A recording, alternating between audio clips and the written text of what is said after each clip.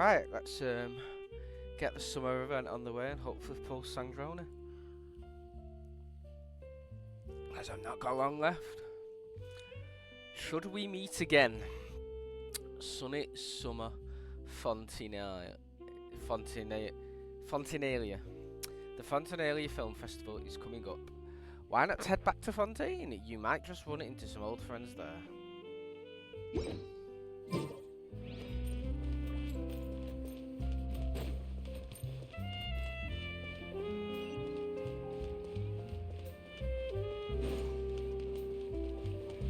Are these free hours, is it? Welcome to Cheeria Boutique.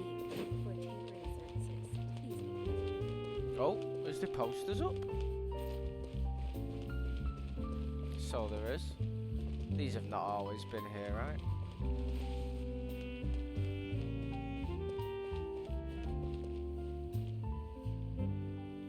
Interesting. Well, there's Fiorina and Shiori.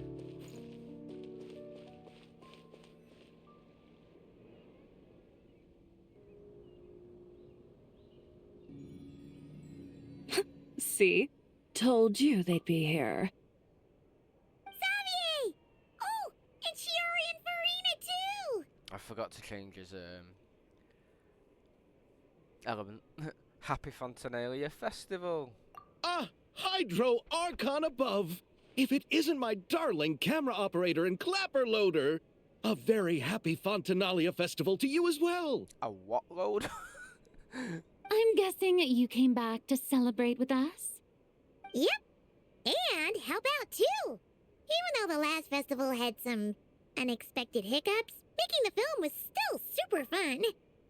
I wonder what that dragonfly's significance is. Since you're all here together like this, you must be planning on entering the competition, right?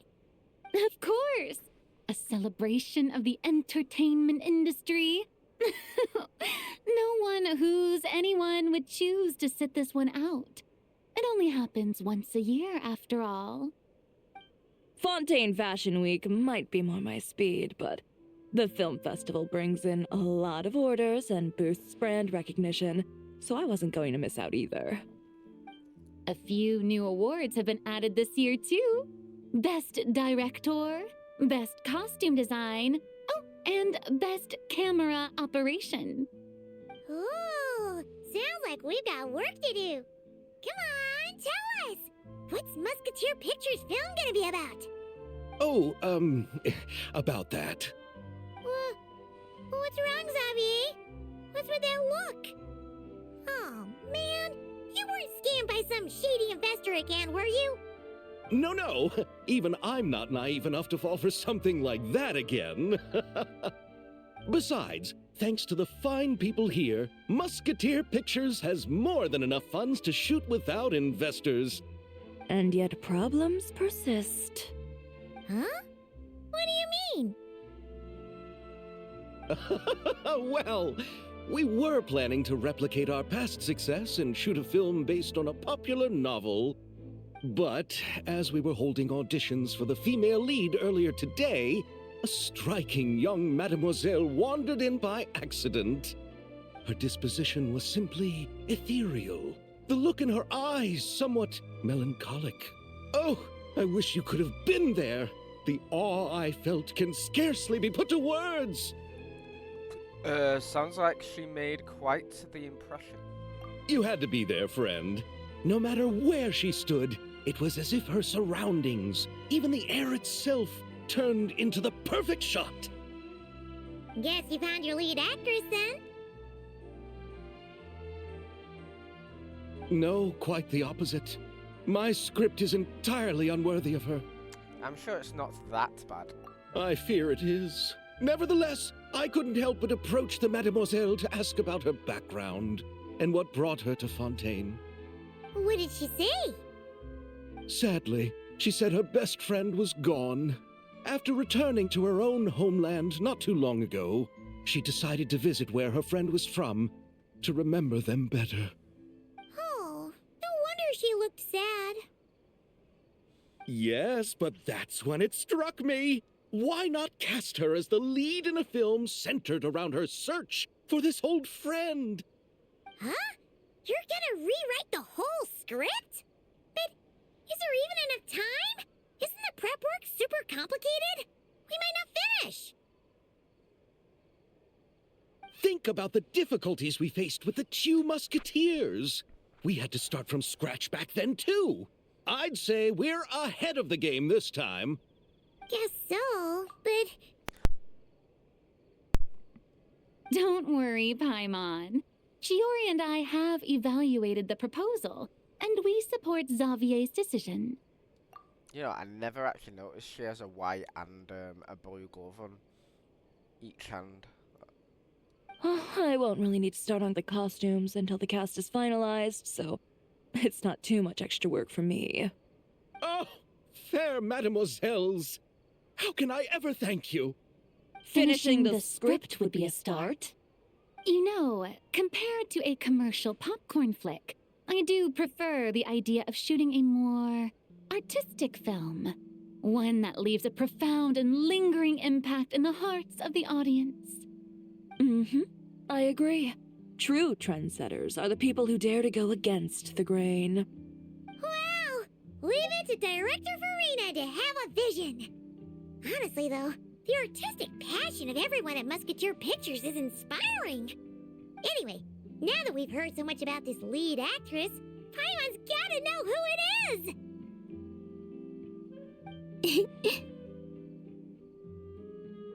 Ah! Columbina! What are you doing here? Okay, I wasn't actually expecting Columbina to be in Fontaine. Hello. I was just walking past when I heard you talking about me, so I came over. Huh? You know Miss Columbina? Of course! Wait a second. Does this mean Columbina is the actress who inspired the whole rewrite? Xavier's reaction seems a lot more reasonable now. Quite a few things are starting to make sense. Yeah. Wait,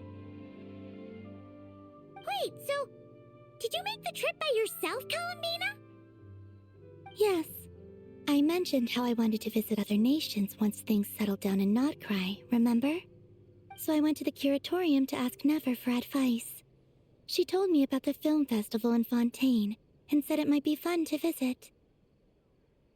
I spoke to Lauma before I left too, and she thought it was a great idea to get out for a bit.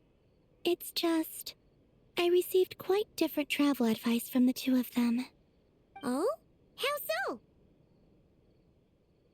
Well, Lauma told me to go out and experience new things and make new friends. What a wonderful suggestion. That's how a trip should be. What about Nefer? She said, don't trust anyone and don't talk to strangers. Yep, that sounds like her. Sound advice? I can understand that too. It shows this Nefer cares about you a great deal, Miss Columbina. Yes, so I plan on combining their advice. All I need to do is turn strangers into friends, and then I can talk to them. Huh. That kinda makes sense, but also not. Hey, Chiori. Oh, look who's back. Happy Fontinalia Festival, you two. Oh, looks like we have a superstar in our midst. How about an autograph, Big Shot? Haha, very funny. I'm so annoyed that they didn't get the Two Musketeers saved, because I'm pretty sure I streamed that event. All settled then? Yep, the Duke gave his blessing, and I cleared it with the Udex. During the festival, inmates with good behavior will get a chance to spend some time on the outside. Under the stringent supervision of the Special Patrol, of course. Risley! It's been a while. Happy Fontinalia Festival! Does that mean Veronique and her brother will be at the festival? During a specific window of time, sure. Doesn't hurt to give the inmates something to look forward to. A little sun'll do them some good, I think. This is a friend from your travels, I'm guessing. Thought I heard something along those lines. Right! We should make some introductions, huh? Chevros, Risley, this is Columbina, a friend we met in Nocry. Welcome to Fontaine, Miss Columbina. I bet the weather's been quite an adjustment. Yeah, Copying Chevrier's. And not the good kind, I take it. No, I quite like it. It's a lot warmer than Not Cry. Then what was the punch for? Oh, should I not have done that? The flowers that bloom here are so vibrant, and the people are so kind. I just wanted to become friends as fast as possible. Ah, so that was meant as a gesture of friendship. Is that right, Miss Columbina? Mm-hmm. Isn't that what friends do? Right. Might have been a bit premature in this instance, though. Your friend here is quite the character. She doesn't get out much. She doesn't have much experience with people. good thing we said something. You weren't seriously gonna go around punching every single person in Fontaine, were you? No, just the ones I wanted to be friends with. That's not... what Paimon's trying to say is, maybe keep the punches to a minimum until after you're friends with someone. If you say so. You're quite the character, Miss Columbina. So, are we friends?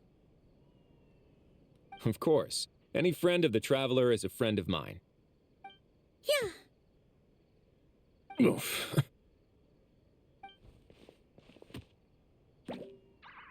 Oh my god. When it comes to friends, you sure know how to pick 'em. So Miss Columbina is the lead actress I've been hearing so much about. The whole thing about her aura is starting to make more sense. You gonna be part of the film this time too, Shivers? That was the plan. But now that Mr. Xavier has changed the direction, I don't think I'm in quite as many scenes. It's all for the best, though. A different crew asked me to help consult on some of their musket work. Oh, sounds like our trusty musketeer is as popular as ever. I'm just going where I'm needed. I'm more than willing to help with whatever this production needs as well. Ah, well, speaking of, would you happen to know if there are scenic locations around the court of Fontaine that other crews haven't booked? The festival's pretty popular this year, so there's not a lot left. You might just have to talk it over with the other productions and see if they'll let you squeeze in here and there. I see. Having trouble finding a filming location? Yes, we made a last-minute decision to go down a different route, so the indoor locations we reserved are no longer a good fit.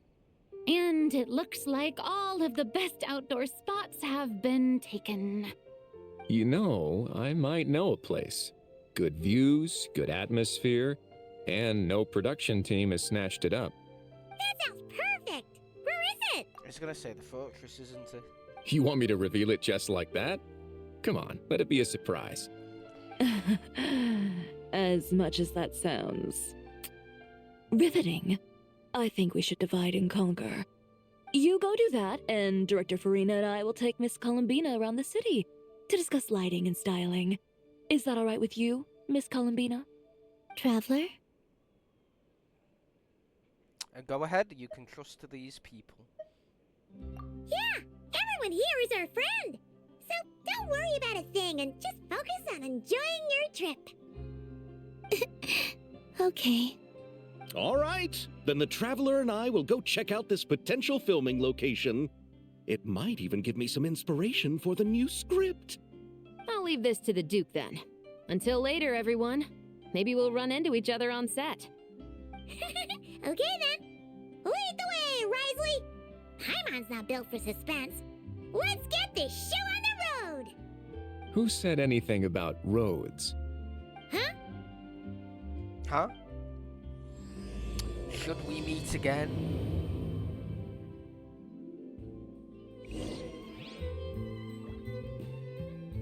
Go to the Wingolet. The what? Oh, they've got a ship. Anyway, let's go change him to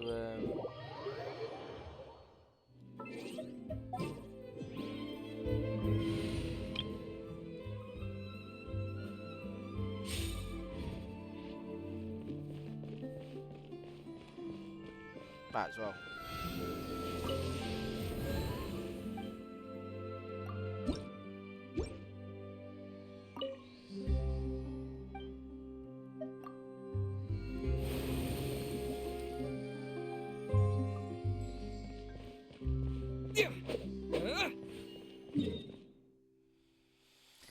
Right, let's go have a look then.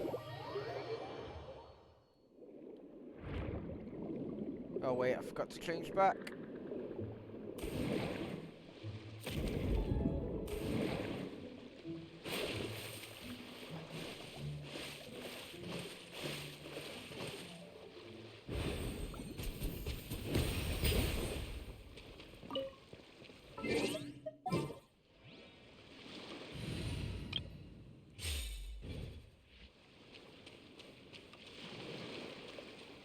So, is there a good way to get on there? Also, what the fuck is that? Oh, it's just the bloody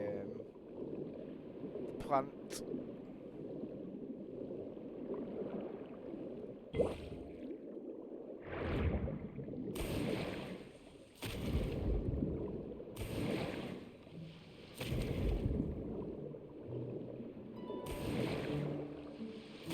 You damn right, I'm gonna climb up it.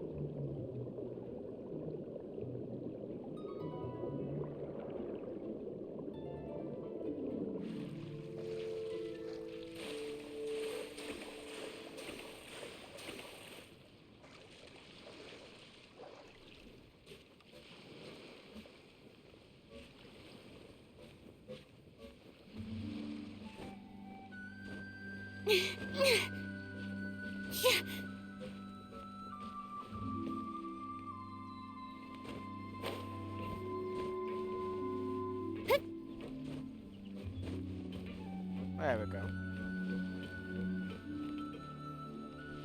No way! You brought the winglet up to the surface? Oh, it's the same ship. I'm guessing. I mean, it has been a while since we did Fontaine. It'd make quite the grand backdrop for a film, don't you think? Paimon's more focused on the fact that this thing is supposed to be underwater, inside the fortress of Meripede. True. And keeping up with the maintenance on a vessel this big is a lot of work. It takes a crazy amount of manpower just to keep it up and running. Oh, Paimon kind of thought it just sat there until you needed it. I wish it were that simple. The truth is, the maintenance costs on this thing are substantial, so we decided to rent it out during the festival to earn some extra mora. Besides, the inmates are the ones who keep it in good shape. Seeing the fruits of their labor put to use is a good form of social rehabilitation for them. Huh. You've really thought this through. What you think, Xavier? Is this a good place to shoot? Ah, I've got it! Good messieurs and mesdemoiselles, I've got it! Gonna take that as a yes. The beginning is the hardest part, and the opening of this film has been eluding me, but now I know just how it should start. Glad to hear it. Thanks for bringing us here, Risley. Don't thank me just yet. This isn't quite a done deal. Huh? Not a done deal as in someone already rented it out? You said no other production teams had snatched it up. This person isn't affiliated with a production team. The rental fee was high enough to scare off plenty of other film crews, but she didn't blink. Made quite the generous offer, and didn't even attempt to haggle. Do you know what she plans to use it for? I'd like to at least have a rough idea before going in to negotiate. I didn't ask for the details, but I did see what looked like a fishing permit and a business license on her desk. My guess is she's planning on using it for some kind of restaurant or aquarium. A floating restaurant is sure to attract people, but an aquarium sounds cool too. The views from the ship make it a great spot for a date. The winglet might not be under my command right now, but it's always nice to see her admired. A film is sure to drum up some good publicity as well. I do hope we can work something out with the current captain. Well, guess we should head over and talk things out then. Indeed. Best of luck.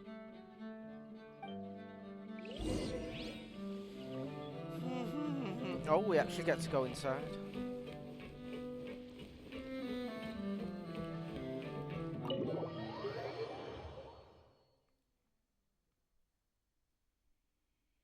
Wow! The wing-o-let seems even bigger up close. The rooms are so spacious. Wonder who rented it out. Hello? Anyone there? I guess not. Perhaps the captain had business to attend to elsewhere. Why rent such a massive boat just to have it sit here, without even leaving so much as a note?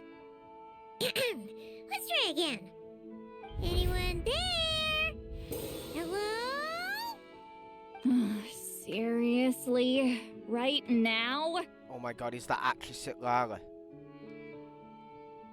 What is it gonna take to get some decent sleep around here? Is a nap too much to ask for? Oh, Ugh. I forgot they gave her a new outfit. What is it gonna take to get some decent sleep around here? Is a nap too much to ask for? Ugh. Sorry, the aquarium's closed for the... Huh?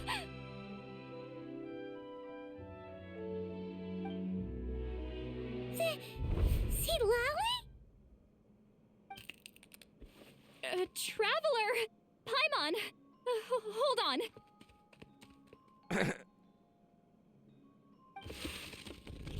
This is just great!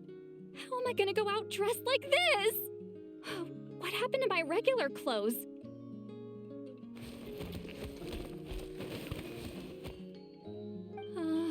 The wash! I put them in the wash after I drank too much and fell into the fountain. Oh, this can't be happening! Am I seriously gonna go out like this? They give us so many expressions. Think we might have caught her at a bad time.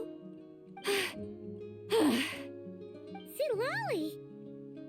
I don't wanna hear it. Hear what? A single word about what I'm wearing. No comments, none. Is that clear? Oh, yep. Crystal. What's wrong with it? It looks good. What's wrong with it? It looks cute. It's gonna make her so shy. Huh? You think so? No, wait, I told you not to say anything! I didn't. What was... Oh, his thoughts. I heard his thoughts.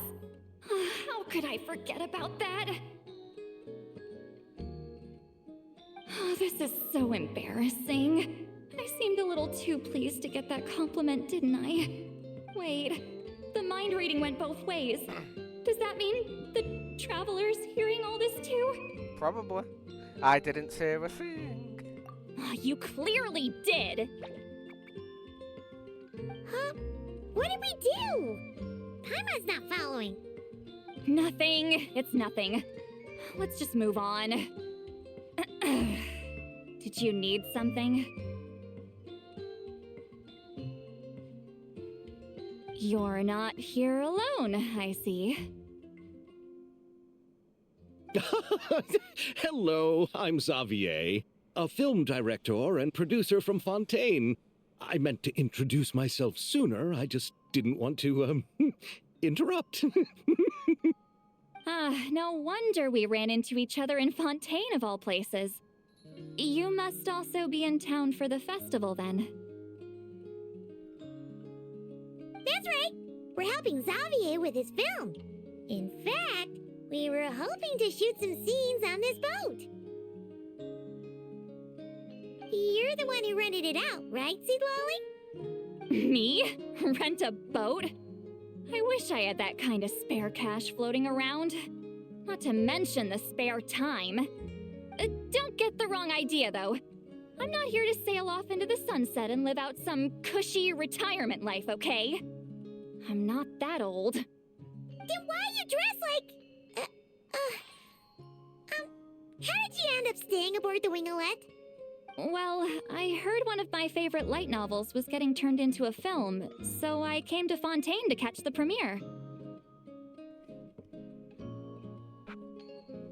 Originally, I booked a room near the Opera Epicles, but I'm quite particular about where I sleep these days. I think it's an age thing. And that bed? Oh, I just couldn't sleep in it. I tried to find a different hotel, but with the festival, everything was completely booked. Just as I was worried I'd have to sleep under a bridge or something, I happened to spot a help wanted sign on the side of the road. Oh, so you're here to take care of the boat? No, I was hired to man the front desk. The pay is a bit low, but food and drinks are covered. And it includes room and board during the festival. Plus, the job is simple. So I thought I'd give it a shot. Wow, they actually thought you'd be a good fit, huh? What? You don't think I'm cut out for it? All I have to do is tell people the aquarium isn't open yet. Other than that, I'm free to do whatever I want. It's a pretty sweet gig. That's all? Yeah, I was also kinda shocked. But it's not a lie. Head downstairs and see for yourselves. There's nothing but empty tanks. Not a marine animal in sight. Did your boss mention anything about being open to film crews using this space? Our production was hoping to film on the deck for a few scenes. No. That never came up. You could just ask her. Oh, she's around? What kind of person is she? We should know what we're heading into. She's nice enough, I suppose. Pretty reasonable, too. Even offered for me to move to a bigger cabin if I was too cramped. That's Sangroni, isn't it? Back at the Masters of the Night Wind, I'm used to being the one giving orders. But working under her doesn't feel like being bossed around. She seems to respect what I think. Wow, she sounds like a great boss. She did tell me she'd rather not be disturbed, though. She's been working on an important project, so I'd keep it brief. Got it. Thanks for the heads up. All right, the captain's quarters are this way. I can take... Wait. But I'm wearing... whatever. I doubt she'll care. Just follow me.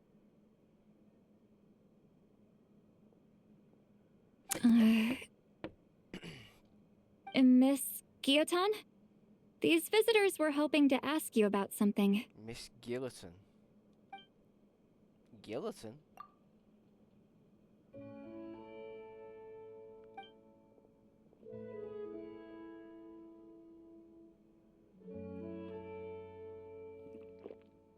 I thought I said to limit the interruptions.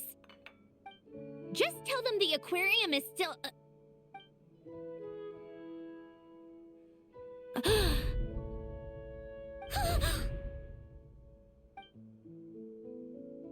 Sandrone? You're here! Huh? You know each other? Are you okay, Sandrone? Do you still remember us? Everyone was so upset after what happened. We all missed you so much.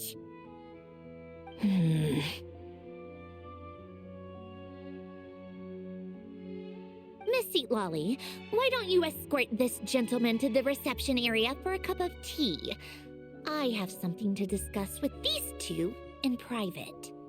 Ah, I see. Right this way, Mr. Xavier.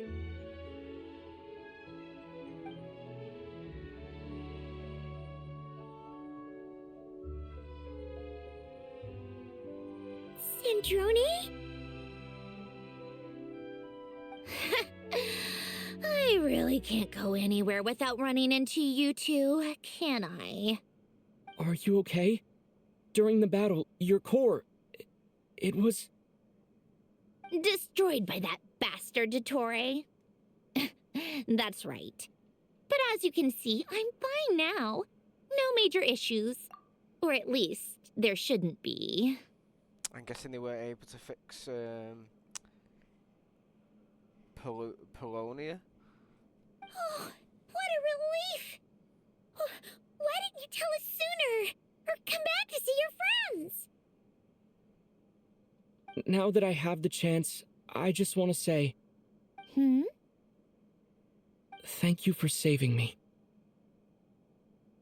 Huh? Ugh, don't get the wrong idea. I only saved you so we could complete that formula and defeat Dottore once and for all. Even if he did crawl back from the grave to make us all miserable again. Oh, so you actually do know about him coming back in Sumeru. That doesn't matter. You're still a hero. All right. But it wasn't just me. All I did was lend my brilliant mind to the cause and take care of one part of the plan. Although, I'm not denying it would have fallen apart without me. You got that right. You're amazing. But how did you go from from a lifeless pile of scrap to looking like this? Well, my mom was trying to put it a bit more gently, but yeah. Where do I even start?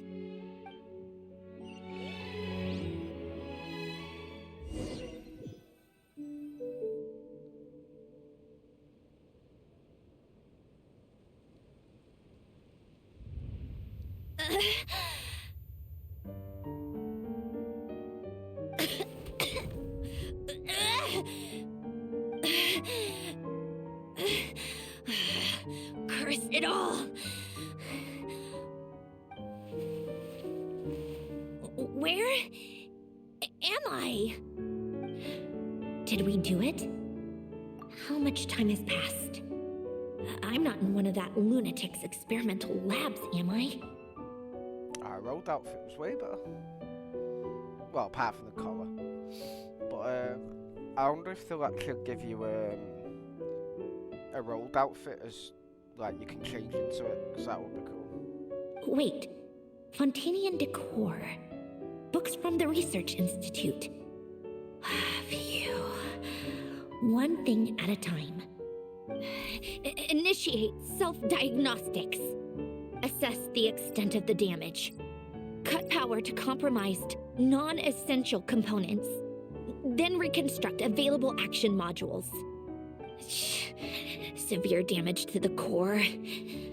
Dottore, you bastard. Polonia?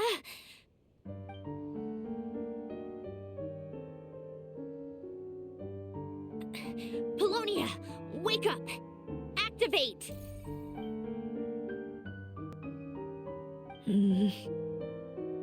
You're in even worse shape than me. Internal gears and energy circuits are barely intact. Extreme damage to the core, just like me. Rebooting is off the table. Even if I could repair the damage, I don't know if... You used up all your critical energy in those final moments, didn't you? To protect the core of that guy in the hat, and the numerological array. Wait, the array. Yes! The prototype is still here. But can I even run it in this state? Whatever. I have to try. I just need to confirm one thing. Activate the numerological array. Connect the computing core to my body. Oh no, it's actually alright. Yeah, our old outfit's way better. Just like I thought. It needs too much computing power. At least she had normal eyes as well.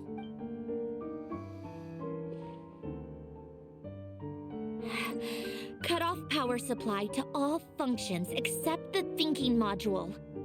Please. I just need to ask one question. Initiate query regarding the 3 Moon Sisters. How many living moon goddesses are there in possession of the Trilunar Authority? 1. It worked. You did it, Columbina. You made it back. But how did I survive? The self-diagnostics showed damage severe enough to shut me down for good. What triggered the reboot? A built-in message? Only visible after a core reboot. The final gift. Lynn! Were you the one who gave me the second chance? But why now? What activated it? Was it Alachino that took her body to Fontaine? I'm pretty sure it was. What is that? A vision? Wait, no. It's a stellar linchpin? The fuck's Stellar Lynchpin? A stellar linchpin? What's that? You can think of it as a rare kind of vision. As for what causes one to manifest, well, that's still unknown. But in Snezhnaya, or in Afatui's research at least, it's believed to have some connection to the third descender. The third descender? We knew his remains were used to create the Gnosis, but this is the first we're hearing about a stellar linchpin. You knew about the remains? Right, of course. Look who I'm talking to. Yes, the heavenly principles used the remains of the third descender to create the 7 Gnosis as a means to consolidate the Archon system. Visions result from that same system, so extrapolating from there, it's clear that the manifestation of a vision is also, to some extent, related to the third descender. Still following? Okay. So it's got nothing to do with the gods. Oh, then again, yeah, never mind. It could be. Yeah. Oh, the heavenly principles.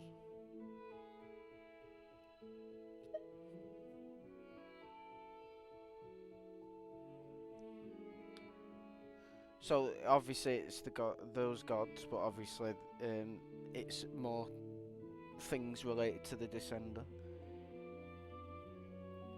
So they've never been using their own powers to do these. To bestow visions, it's got something to do with the Descenders. Well, the third Descender specifically. Sort of. For those that wield them, visions serve as a means to channel elemental power. The same is true of stellar linchpins. The difference is that, when wielding elemental energy, stellar linchpin users often exhibit a unique kind of power that seems to come from beyond to that. It's believed that, when a stellar linchpin manifests, impurities from the remains of the third descender get fixed in place. Hence, the name. That's also believed to be the source of the strange power I just mentioned. Okay.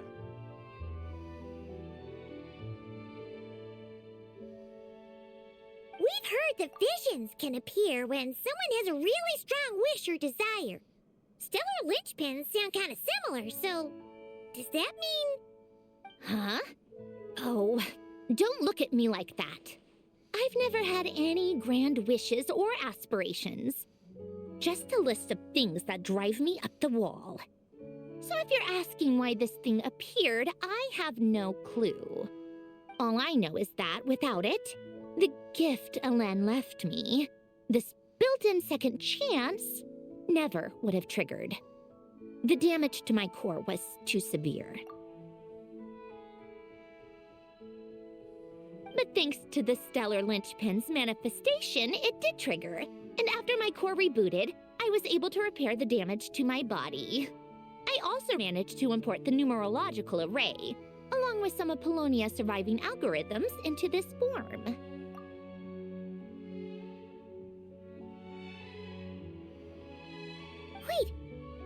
Does that mean Polonia is...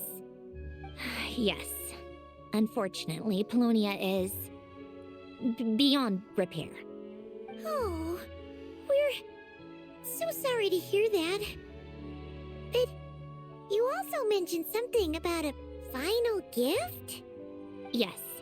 Alen often spoke to me about wishes and desires when he was alive. I suppose he thought there might come a day when I wished for something, and was willing to sacrifice my own life to fulfill it.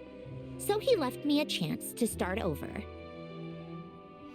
This gift, you never knew about it? No, never. I mean, that's what makes it a gift, right? Alen once said I was his proudest masterpiece.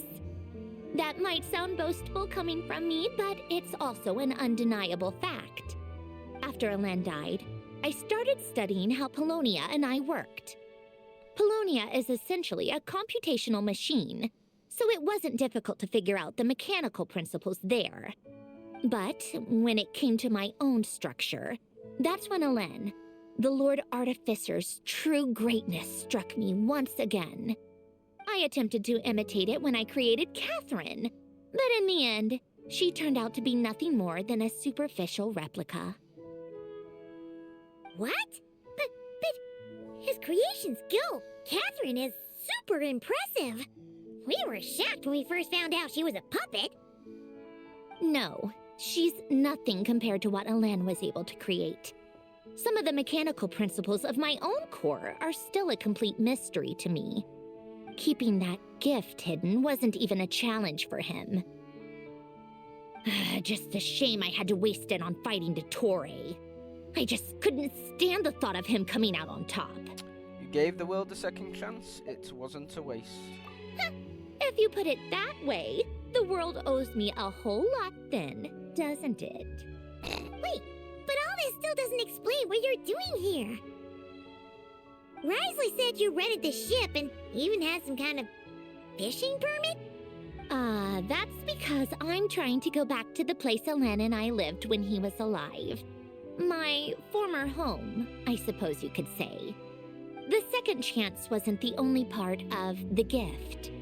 According to the message, Alen left me a few other things that are stored in the house we shared together.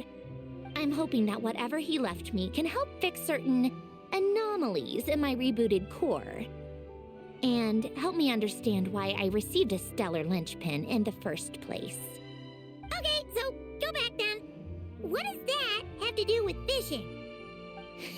And to think I'm talking to the saviors of Fontaine. Did you forget that the water levels have been rising for centuries? I can't just go back to the place I used to live because now it's underwater.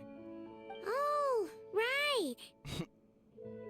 With the rising water levels and changes in terrain, it's not just a matter of finding where it is, but also clearing away any sediment or debris. But Fontaine law prohibits unauthorized individuals and organizations from excavating underwater ruins.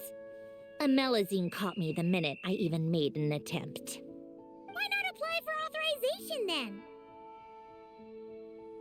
And face the endless slog of Fontanian bureaucracy. No thanks. Besides, I'm a Fatui harbinger. The diplomatic implications alone would be enough to give the gestionnaires at the Palais Mermonia a headache. A fishing permit, on the other hand, isn't difficult to obtain at all. Minimal paperwork required, and under the name Guiltin, the application was a cinch. So you're exploiting a legal loophole? Am I? That underwater home belongs to me. If I happen to chance upon it while doing some fishing, what's the issue with that? Of course, I do have to catch some fish to put in the aquarium, just in case the gestionnaires come to check up on things. That's also the reason I hired someone to man the front desk. Huh? But isn't that kind of a waste?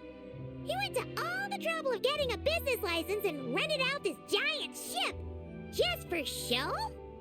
If you want to run an aquarium that bad, be my guest. Use the facilities however you want. I'm certainly not going to stop you.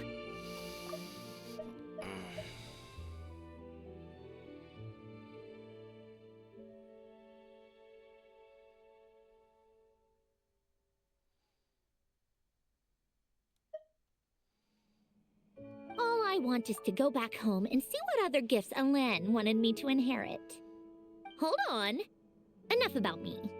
What are you two even doing here?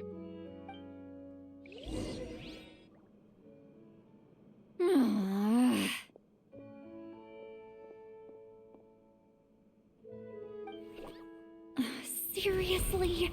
They've been in there forever. The reaction when they saw each other was strange, to say the least. You're lucky I was nice enough to leave the room and give them some space. Back in the Masters of the Nightwind, I'm the one who gets to kick people out.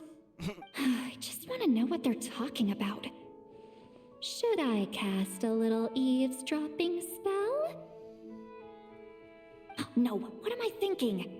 I'm Granny Eastley, the great shaman of the Masters of the Nightwind. I can't do something like that. This is just ridiculous. Making me wait out here for so long? Where's their respect for their elders? Oh, here they are. Were you back there arguing or something? What took you so long? Sorry, it's kind of complicated. The two of you are already acquainted with Miss Guillotin, then? Oh, yep. But don't worry. We got everything sorted. Sandrone agreed to let us shoot on the ship, but it has to be when she's not here. When she's not here? That's right. You'll excuse me if I didn't exactly ask for this little reunion. I wasn't planning on seeing anyone. Like I said, my core is severely damaged. Even with the gift, there are anomalies that are making things unstable. I don't even know if I can continue to function without issues.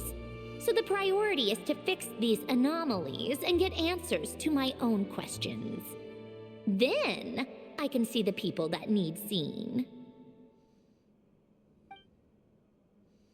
Anyway, just let Sandrone know when you plan to film Xavier, and she'll, steer clear. I do hope I'm not causing Miss Guillotin too much trouble. No! She just wants to keep a low profile for her own, complicated reasons. She doesn't want anyone else to know she's here.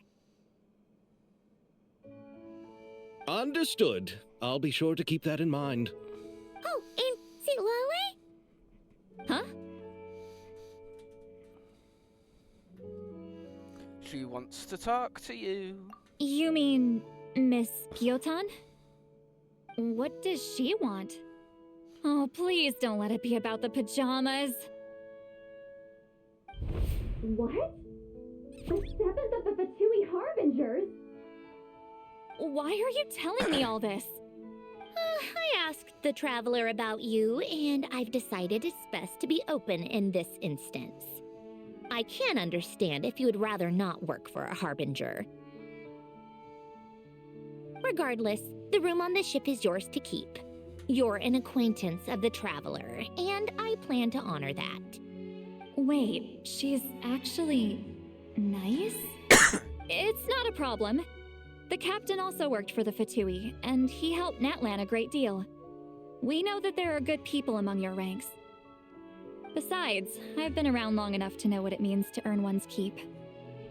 This isn't Natlan, and I don't expect special treatment. Besides, sitting at a desk isn't exactly back-breaking work. I appreciate that perspective, great shaman. Seat Lolly. Just call me Seat Lolly. That title makes me sound so... old. Well, Seat Lolly, the Traveler and I are looking for something, so we'll be heading underwater together soon. I'll leave the ship in your care while we're gone. Together? How often? She's getting jealous. Not too often. We're heading out in a bit, but I'll be available if you need something. You couldn't, go alone? I wanted to, but he was concerned about my physical well-being. So he offered to come with. She is so down bad for him. Guess my mental well-being means nothing then. Huh? Huh? go underwater with Sangroni. Miss Guillotin is so generous. We talked it over, and she agreed to let our crew come over and do some test shots while you two are out. Cool. Just be quick about the whole thing, okay? Why? Ooh.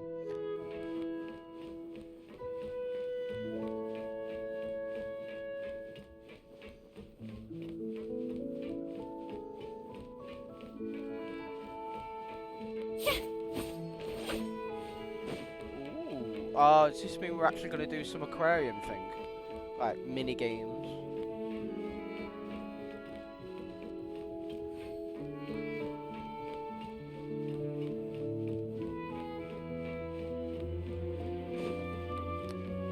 I wonder if this will be a permanent place we can go to.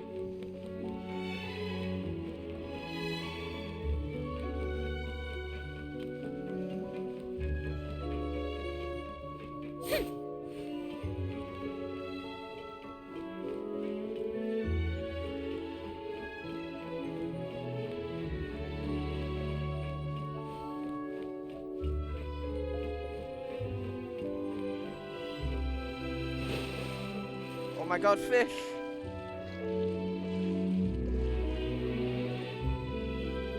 Oh, right. Never mind. I guess I can't go in there. Where the hell am I supposed to be going? Above us, apparently.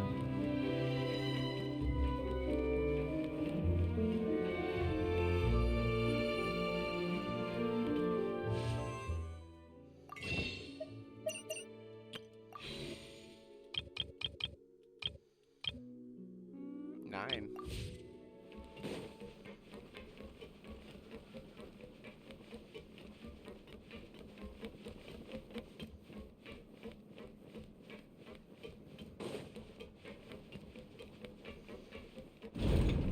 Oh.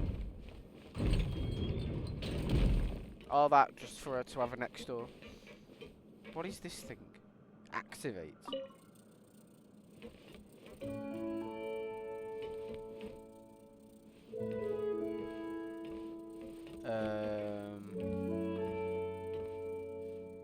Was that it? Interesting.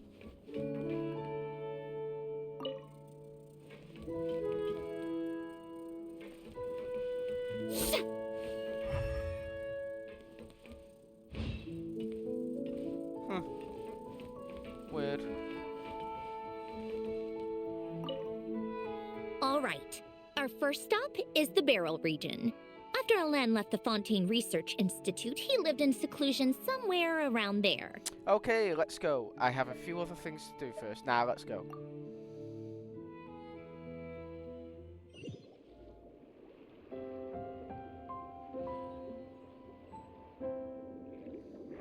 Huh. This place has changed a lot. Guess I really have been gone for a long time.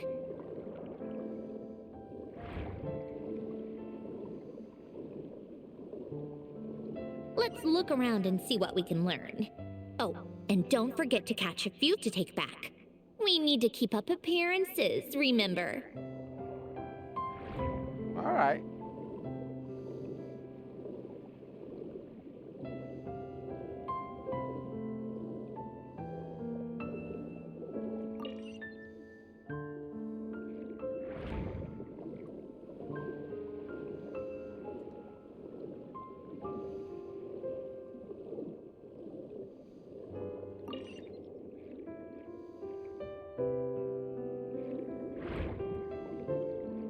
I guess that's one I've already opened. I still can't believe I've not found the final one in Leeway.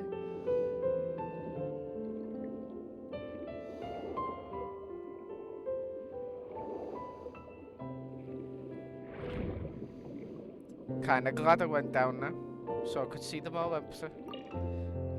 Return to land. Poisson isn't too far from here, right? It's all a bit nostalgic, I guess. Back when I lived here, all this was still above water. Alright. I have a general understanding of the terrain changes and sediment accumulation. We can stop here for now.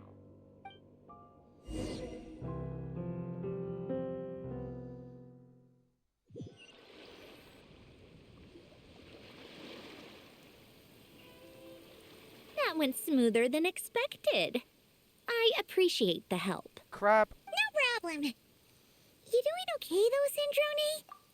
Seeing your home look nothing like you remember, that can't be easy. These crabs love stealing the show. I'm fine. Times change. People change. That's the one thing you can actually count on. I made peace with that a long time ago. You should head back and put them in the aquarium tanks. We finished ahead of schedule, so your crew is probably still on the ship. I'll follow in a bit. Right. Xavier said he was gonna test out a couple of shots. Sure you don't want us to come with? I'm sure. I want to take another look around on my own. Okay then. Want us to let you know when the filming is done? No need. Columbina relies on Kuvaki to perceive her surroundings. In Nodcry, her senses are heightened because Kuvaki is everywhere. But here, as long as she doesn't activate her abilities, her range of perception should be equivalent to an average person's line of sight. I figured that out back in Snezhnaya.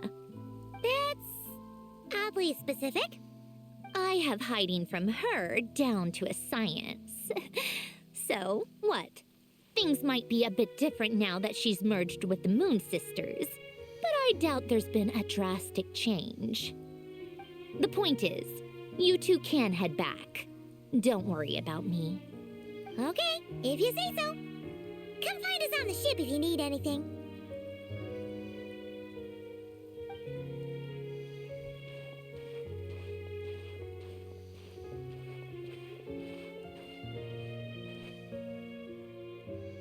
What did you leave for me, Alen? Did you know I would come back? Or did you make it so I would have to?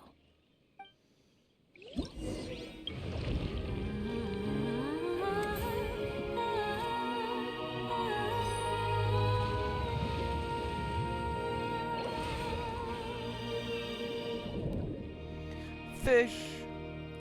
Debut. Sandrone seems to be looking for us. Completes the quest to proceed with the commission.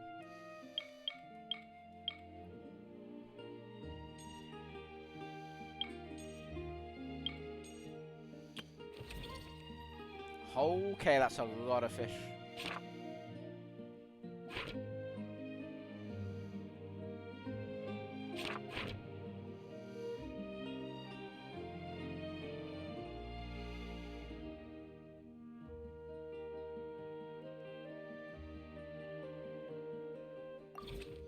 It's a lot of stuff to find.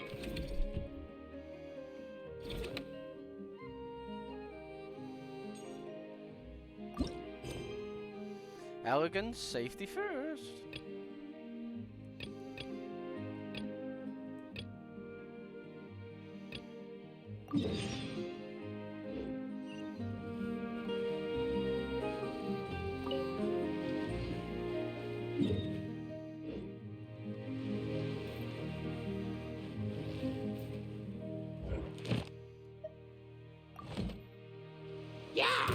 Yeah. Sorry, I didn't mean to disturb you.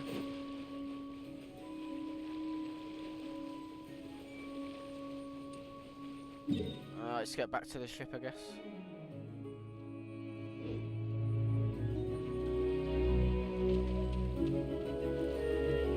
Rise with the sun!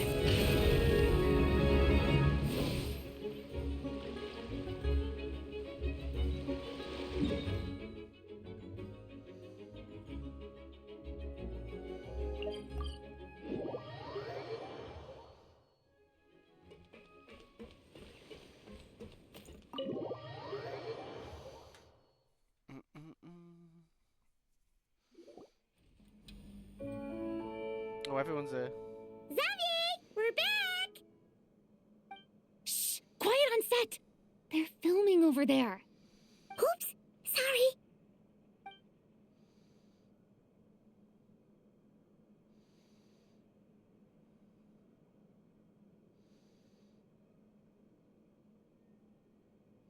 What's your take, Detective?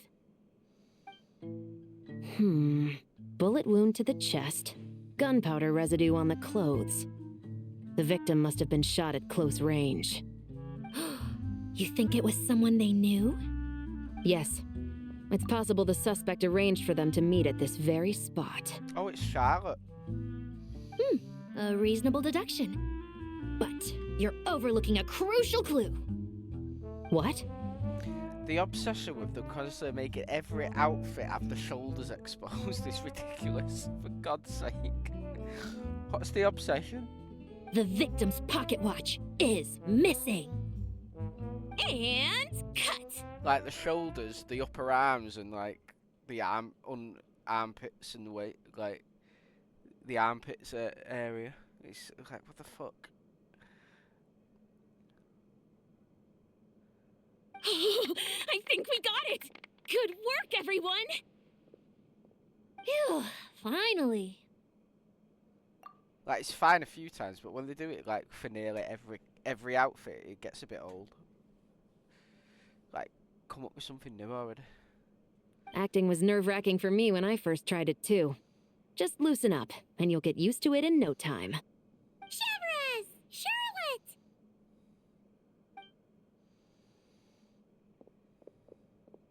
Oh, hello there, you two. You're filming here too? Oh, so Charlotte's crew must have been the one that asked you to help out, huh, Chevres? Yep. They heard about a potential filming location and wanted to come check it out. But when we got here, your crew had already beaten us to it. Luckily, Xavier and our director, Lapine Pauline, go way back. In the end, we agreed to just share each other's filming locations. Considering all the last-minute changes, that's just what Musketeer Pictures needed. For sure! Based off the scene just now, you must be the star of the film, Charlotte. You bet! This detective costume really suits me, don't you think? Oh, for sure. You're already right at home lurking in the shadows taking pictures of this and that. Add a notepad and you're practically method. Thanks, Miss Chiori. I appreciate the compliment. That didn't sound much like a compliment to Paimon. So this is a film set? It looks like a very happy place. This must all be quite new to you, Miss Columbina. Yes. I watched a few films with a friend once, but she thought there was no point if I wouldn't open my eyes. So she stopped inviting me. Looks like I missed out on a lot. Well, now you get to make up for it. True. But being an actor seems like a tough job. Huh? Most people would swap lives with an actor in a heartbeat. The lifestyle is so glamorous, and the pay is more than generous. Actor. But they have to act out lives that aren't their own, with the whole world watching on in judgment. If they don't do it justice, it must feel like they're letting people down. That's exactly how it feels. This young lady has quite the unique perspective. Well, that's true. But these actors are here because they want to be and they think it's fun. Most of them, at least. Not to mention, the film we're shooting is based entirely on you, Miss Columbina. You just need to be true to yourself. I don't have to pretend to be someone I'm not? Not at all. Authenticity is what we're after. For example, this first scene opens with you on the boat, sailing to your friend's homeland. You just need to think about that moment in the story and picture how you would feel. Oh, okay. We're all here? Wonderful! Let's head to the deck and get shooting. Oh, and this is for you, dear Paimon, your clapperboard. Whoa! Is this the same one Paimon used for the Two Musketeers? The very same. I saved it just for you. Thanks, Xavier. Feels like being reunited with an old friend. Did you keep my camera too? Of course! That said, I have a different job in mind for you this time, traveler. What is it? Our film is focusing on a single protagonist, so conveying the subtle changes in her state of mind is of the utmost importance. In addition to the actor's own performance, another way we can convey that is through lighting. Huh? But there's already a lighting specialist, isn't there? Yes, but it's clear the Traveler and Miss Columbina share a deep bond. You might have a better chance of understanding her frame of mind in certain scenes. Oh, that makes sense. So, what do you say? Willing to take on the role of lighting specialist? Lighting specialist? Gladly. Not sure I want to give up the coveted title of camera operator, though. Then we'll combine them! You can be the chief lighting and camera specialist! Ha ha! It's settled! I leave the job of translating our leading lady's inner thoughts in your capable hands.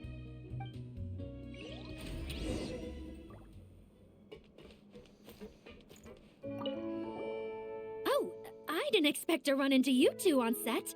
Happy Fontinalia Festival. Nice acting back there, Charlotte. Thanks. I'm, usually the one behind the camera, so it's actually pretty nerve-wracking being the center of all that attention. But I've known Miss Lapine Pauline for quite some time, so we work really well together. Miss Lapine Pauline prefers to assign roles based on our own personalities. She'll even adjust the script to make it a better fit. The scene from earlier was just me and Chevres, but Navia and Emily are also going to be taking part. Ooh, that's quite the lineup.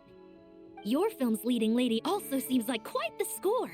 Just on first impressions alone, it's clear she's someone special. Guess we'll just have to wait and see who wins Best Picture and gets to go home with the Farina Award. Indeed. So when I first saw her, I thought it was a new character, but clearly not. No. Oh, I didn't expect to run into you two. Nice acting. Thanks. But I've missed It's Lapine kind of the funny scene they from still earlier. added a skip button to this Your one, but film's they have leading to the lady. other. It's actually insane.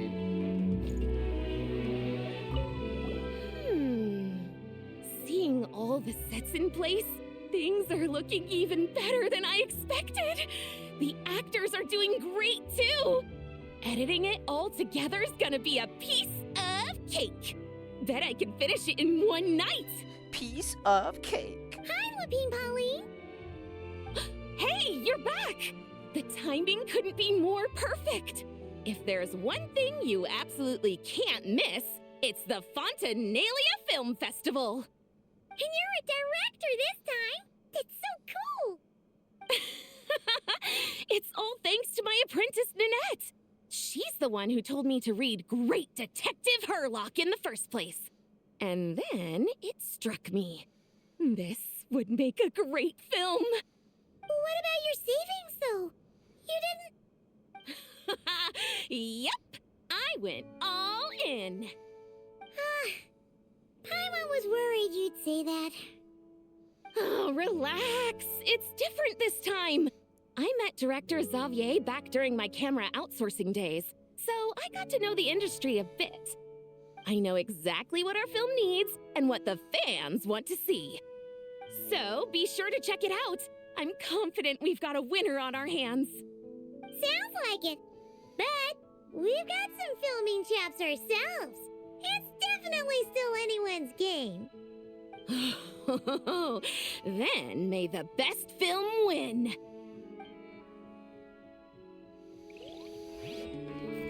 Hero Citrali hiding in the corner. I want to ask for an autograph so bad, but I can't do it dressed like this. Where are your normal clothes then? An autograph from whom? The cast of Great Detective Herlock. Duh! I came all the way here just for the premiere. But I didn't expect to end up on their film set. My laundry just won't dry. The weather here is too wet. Oh, right. Our laundry's still drying out.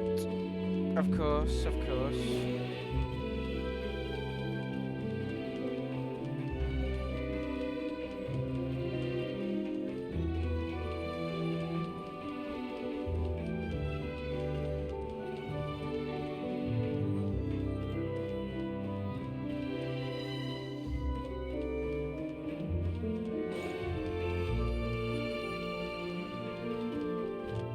Oh, there's all the creatures I got. Paimon's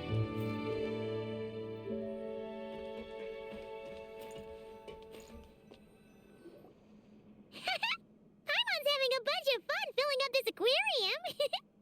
Since Sandrone doesn't mind, we should definitely catch some more fishies and make this place extra beautiful. Hey, you two. Come over here. Huh? Is everything all right? Here. This is for you. What is it? It's an underwater mobility device I've been working on. Oh. Huh? Wow! That's so kind of you, Sandrone. It's just a simple mechanical device. I saw the way you were catching fish and... how should I put this? It seemed somewhat... unsophisticated. To be perfectly frank, I found it quite difficult to watch. Was it really that bad? It was inefficient, unskilled, and completely and utterly inelegant. I'm sorry we subjected you to that. No need to apologize. Everyone has their own ways of doing things. But seeing as you plan to keep adding to the aquarium, it might be best if you use this device. The waters of Fontaine are home to more than just harmless ornamental fish. There are plenty of predators who could do you some real harm. This device will not only help you fish, it'll also help you flee. Thank you so much. I'll be sure to use it. All right. Oh, and if you're going for a swim, go now. And don't forget to tell me what you think of the device. I can always make more adjustments if you have any feedback.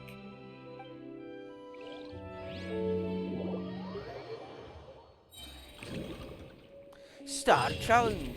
In Operation Deep Dive Treasure, your main objective is to defeat and capture rare, dangerous creatures, as well as look for even more precious collectibles, then surface within the time given. You can approach most dangerous creatures after stunning them. To do that, simply attack them until their HP is reduced to the minimum. Once they're stunned, you can capture them and store them in your treasure inventory. Do note that certain powerful creatures marked with a special icon are capable of dealing more damage, so be extra careful when you're dealing with them. Oh my god. Open the treasure inventory interface to move or rotate items to adjust their position within the inventory. Oh my god, it's the fucking Resident Evil 4 inventory. Any nearby items available for pickup will also be displayed on the left side of the treasure inventory interface. Arrange items and rotate them as necessary to maximize the available space in your inventory. Okay.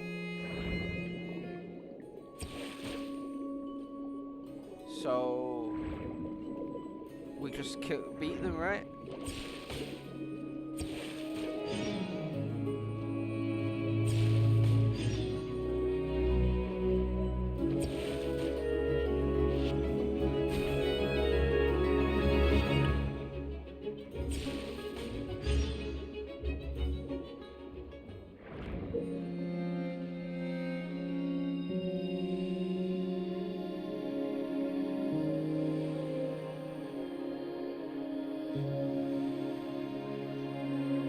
Okay.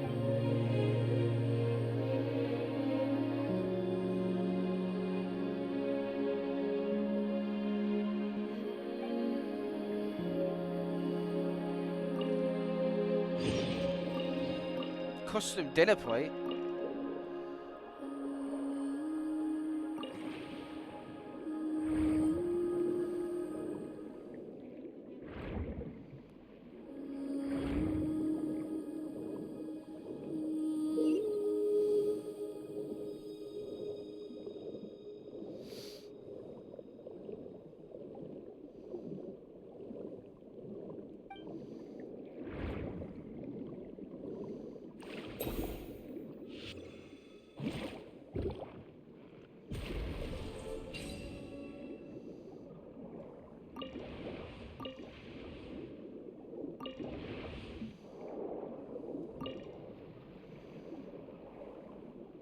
Open it then. Industrial gear, age strength potion. Right, the real question is, just grab that. You cannot. Okay.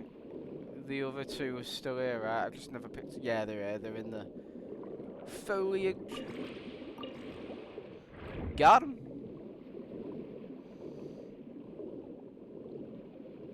So what did it say about this? Can I pick up potion as you already have one? Fair enough. Defeat Nemesis.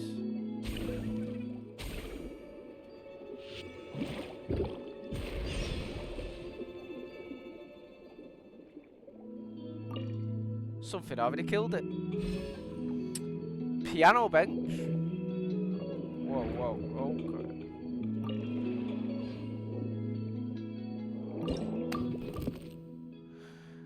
No space. Well, we all know that we don't need this many dinner plates, right?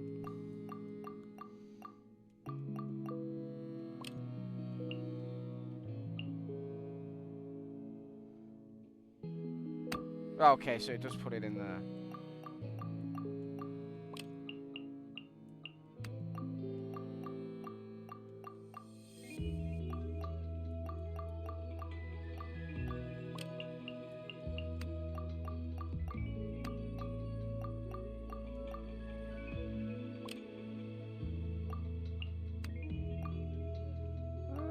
I mean, I could.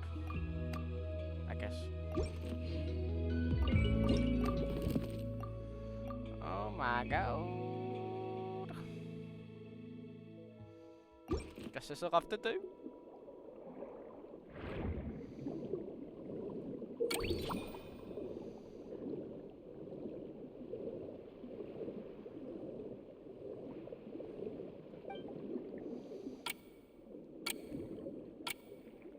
I thought we were actually going to get in it and move it around.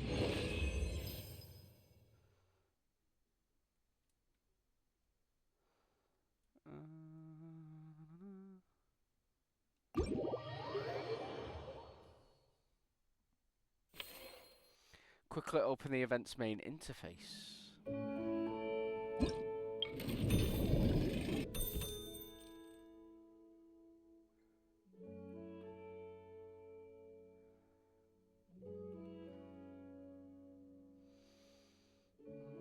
Your current main target is shown here.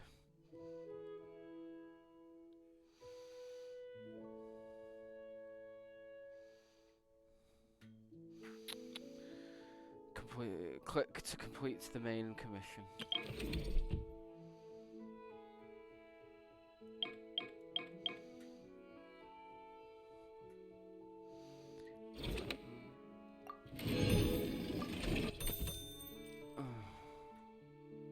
Okay.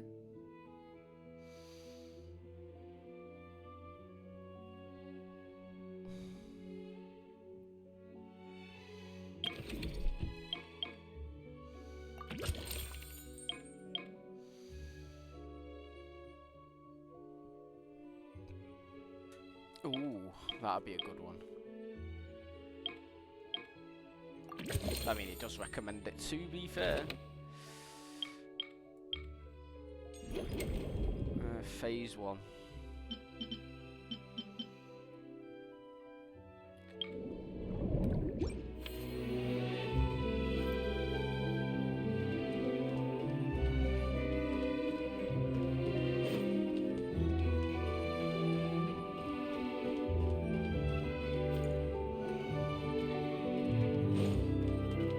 I'll probably get to fishing there soon, right?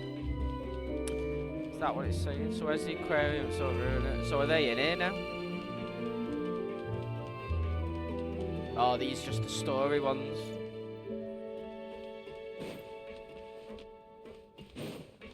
Guess they're just the story ones. Oh, that's why, because I still need to earn some more.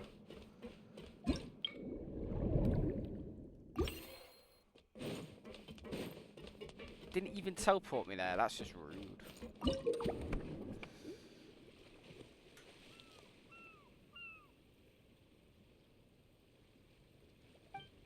Okay. Not yet unlocked.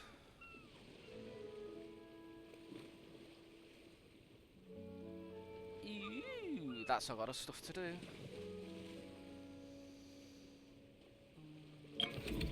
Oh, that's just that. Alright, important enemy hunter. And then important collectible. Okay.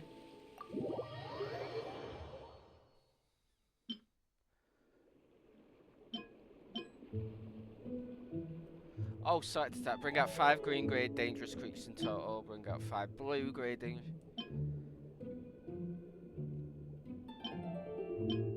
Oh, man. There. Okay. Why not?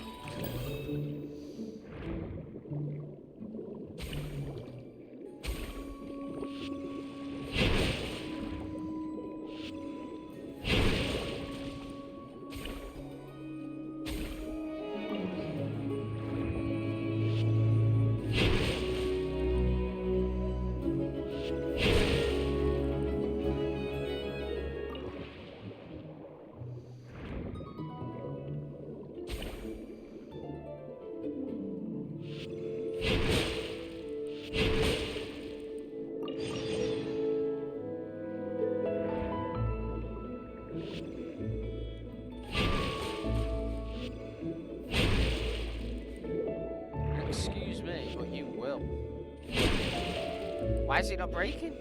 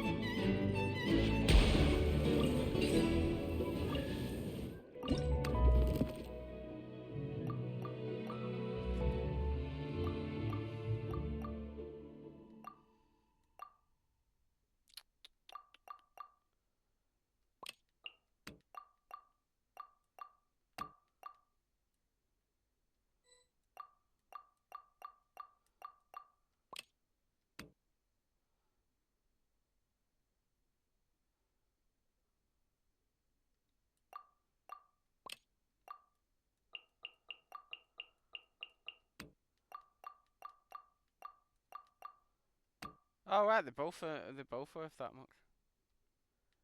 Yeah, there is space. What's he talking about?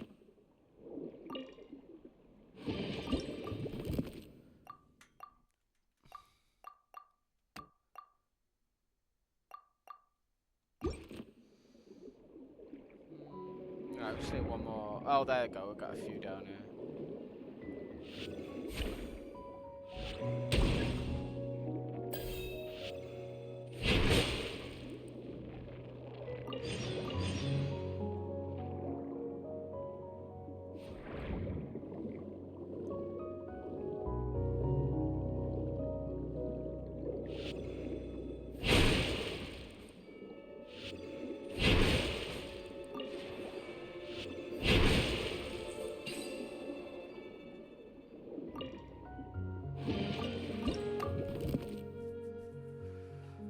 Right, so we got 2 of those. I might as well put these 2 in, why not? Alright, that's us. Might as well leave that.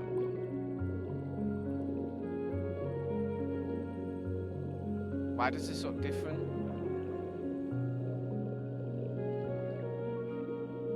Is it different?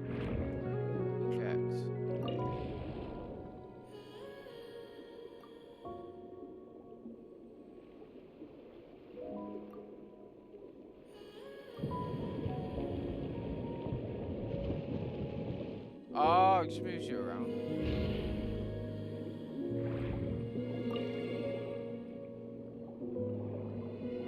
Right, where am I going?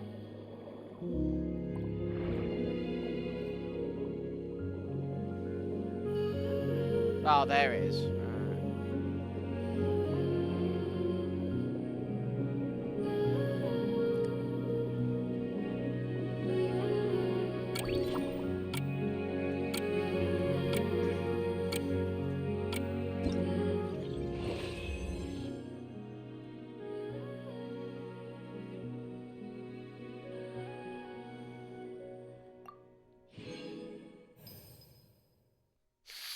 We did a decent amount.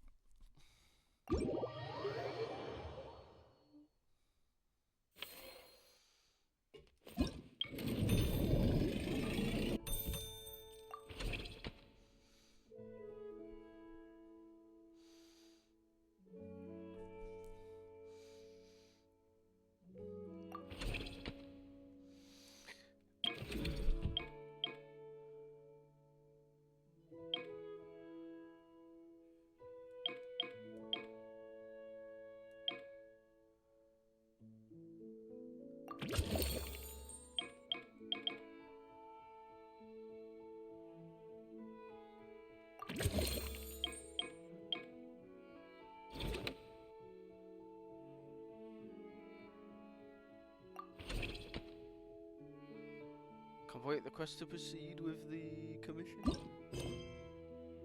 And the emergence of irate fish.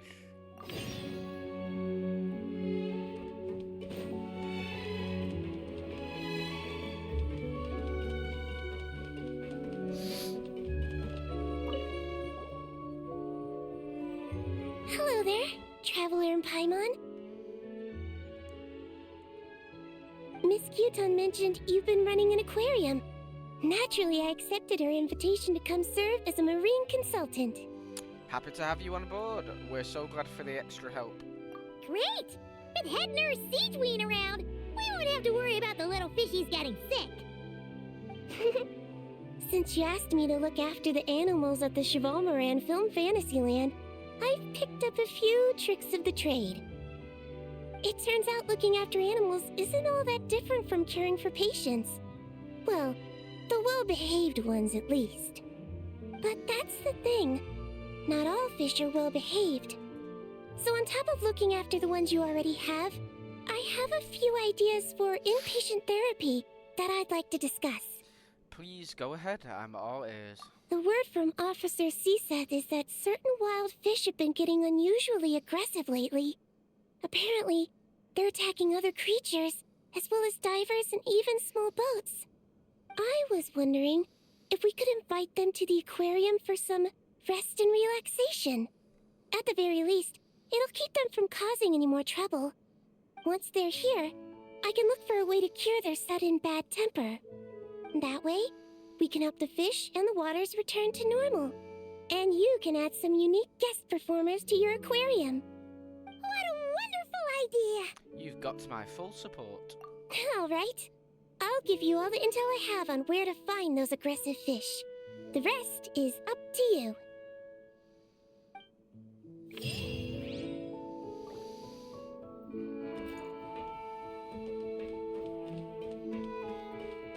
Hunter Knight Gunsmith Twins.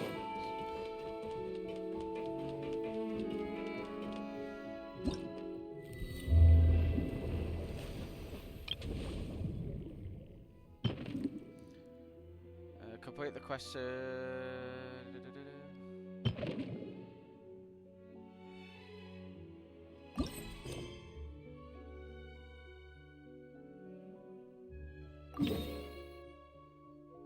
Also, I do need to just go back out, it's fine.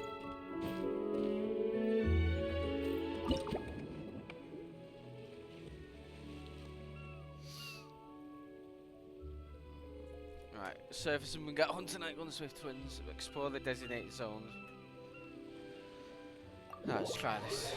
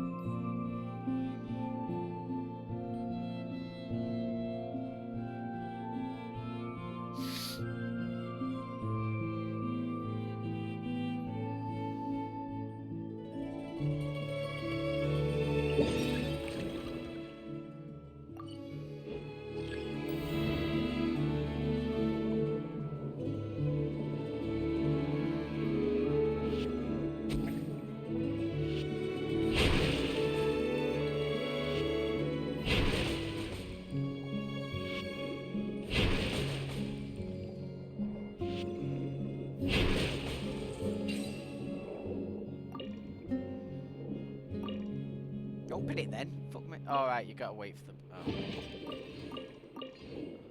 Cellared wine. Ooh la la.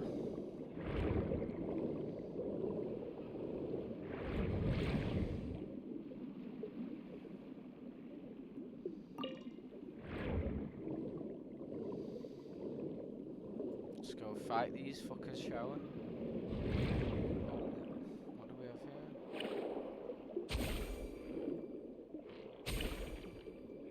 Oh my god, hit the thing! Ugh.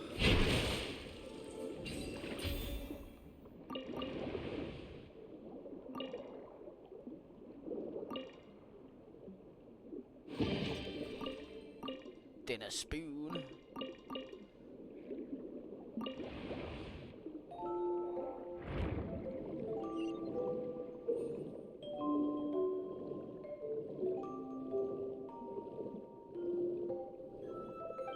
Oh, okay, right, I better go grab...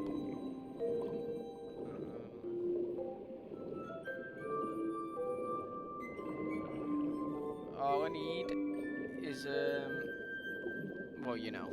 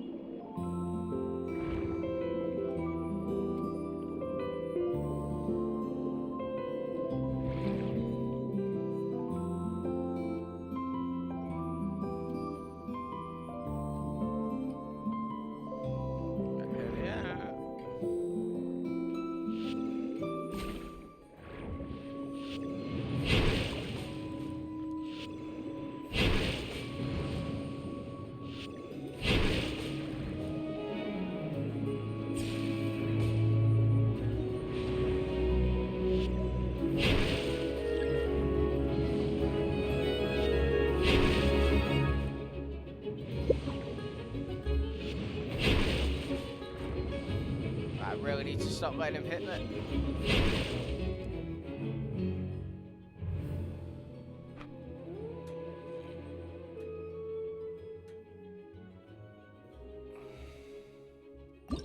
Oh, okay.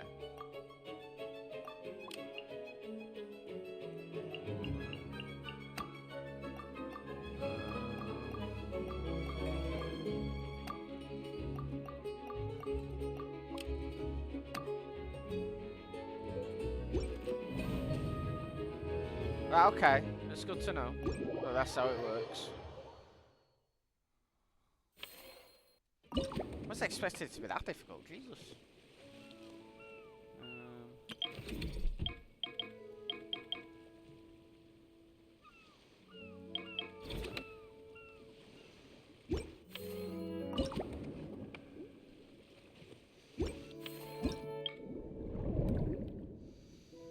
Now let's try that again.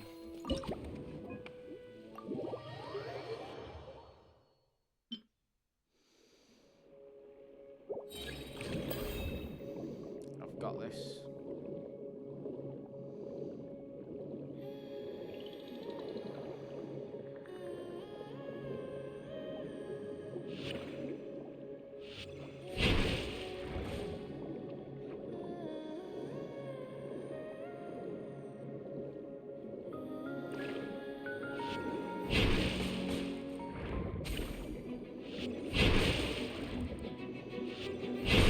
Oh my god, just hit the damn thing.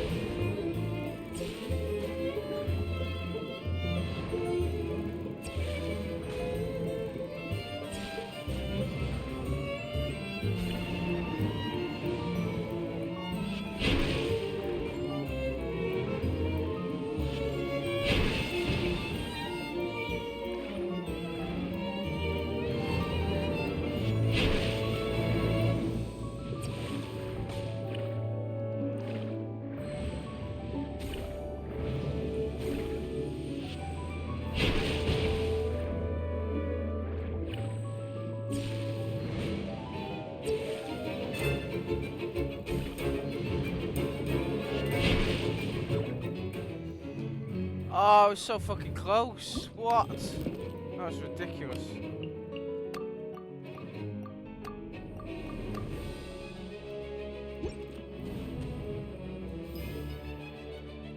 Right, I will do this. Don't you fucking worry. Bloody hell. As long as you dodge the blades, you'll be fine. Right, let's go. Let's try again.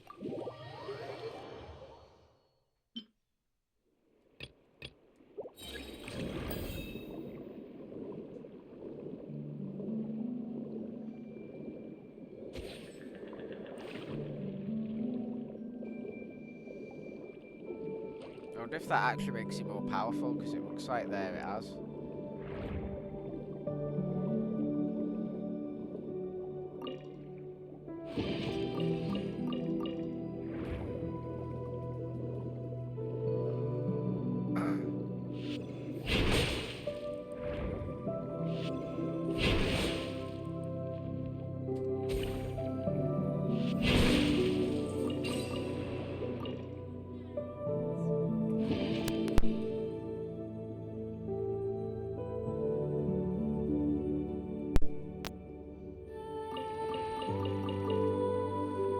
Right, that should be good.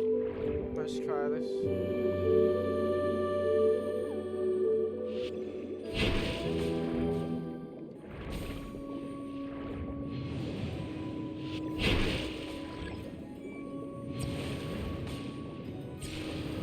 Come on.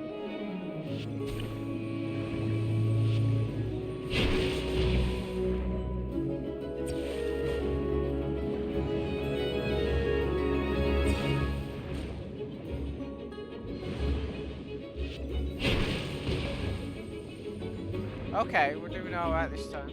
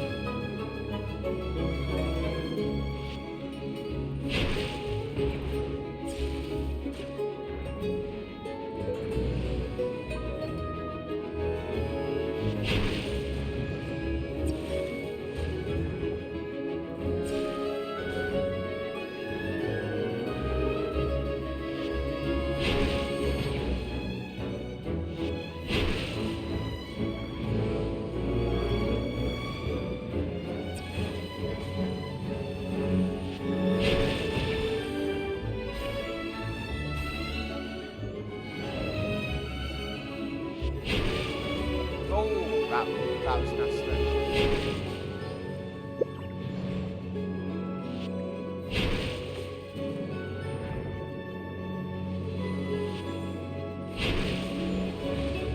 Did I miss? Fuck off.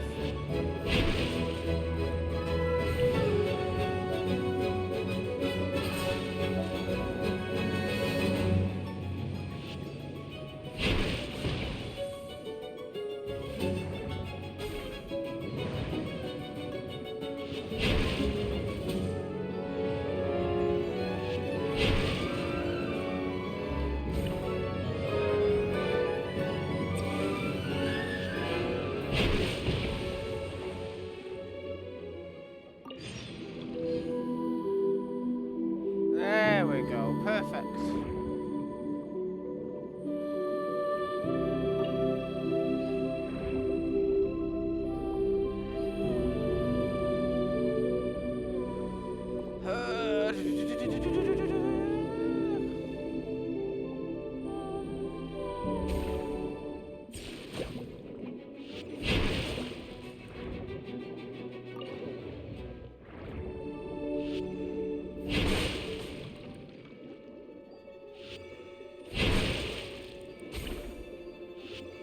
Oh my god, just hit it. Is there anything down there?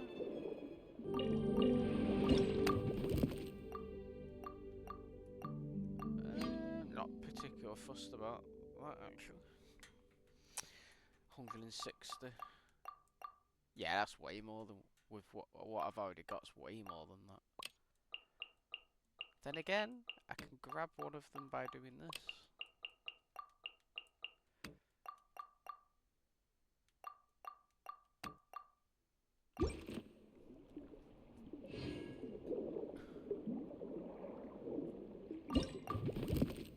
No room. Right, it's time to leave. Where is it?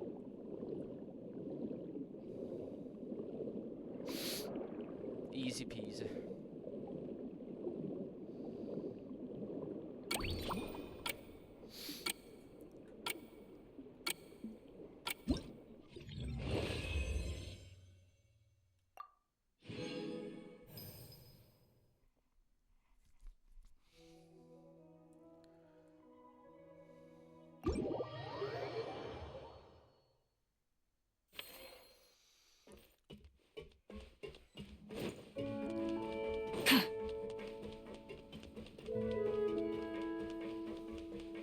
Oh, she's not here. Guess you don't talk to her now then.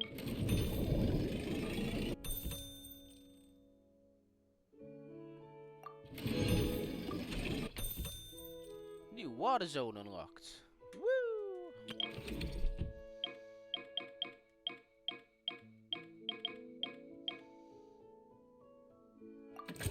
Well, now we know that's actually a thing we need.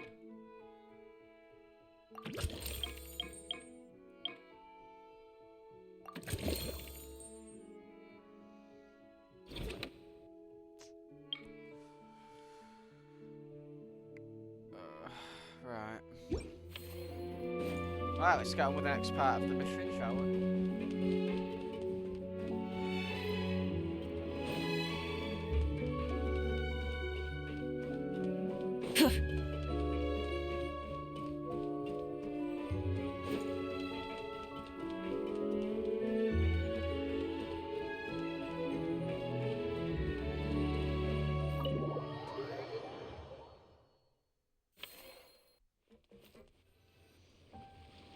All right, without any further ado, it's time for production on our film, A Homecoming, to officially begin. Turning it over to you once again, Director Farina. All right. Positions, everyone. Camera operator, clapper loader, get set up. Let me know when lighting is good to go.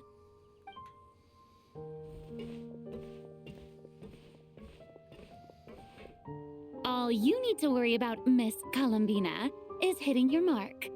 Other than that, just focus on immersing yourself in the emotions of the moment. Okay. Good. Lighting, are we ready?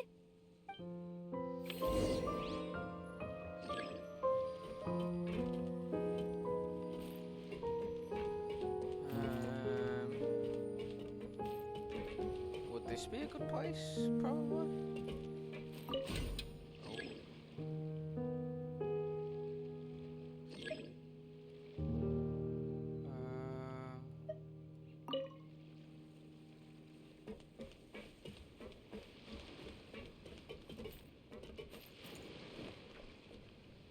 That works, right?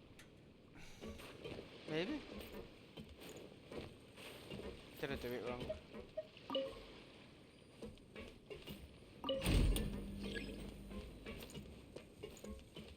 Oh.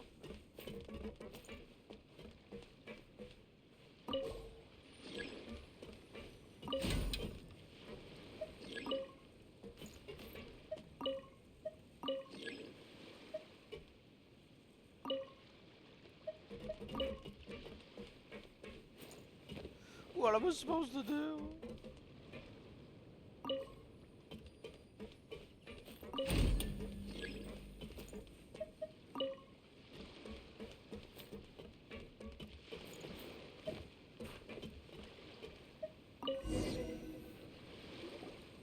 Ready. All right, quiet on set. 3, 2, 1, action! This is her homeland. Columbina. Cut!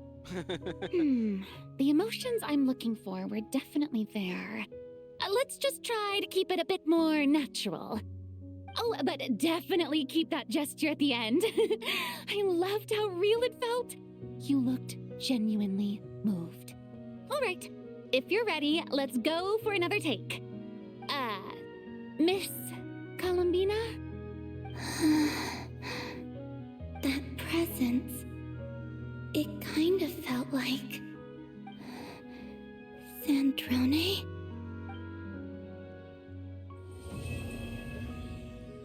Act 1 complete.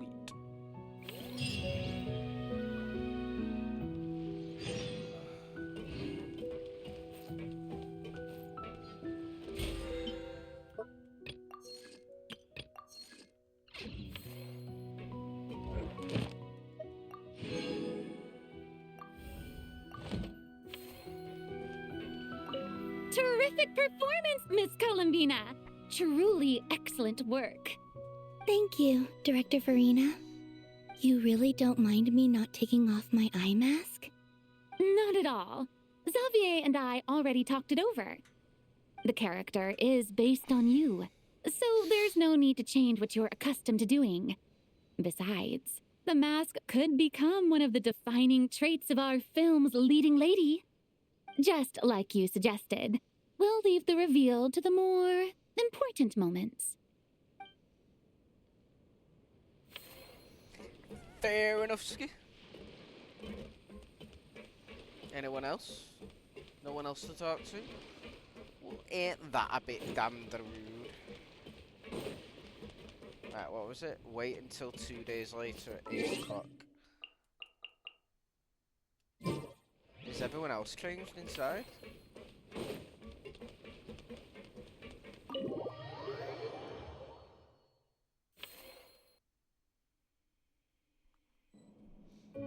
Oh, they've all gone. Well done. Well damn da damn da damn damn. Oh, even they've gone. God, imagine if they didn't speak to them.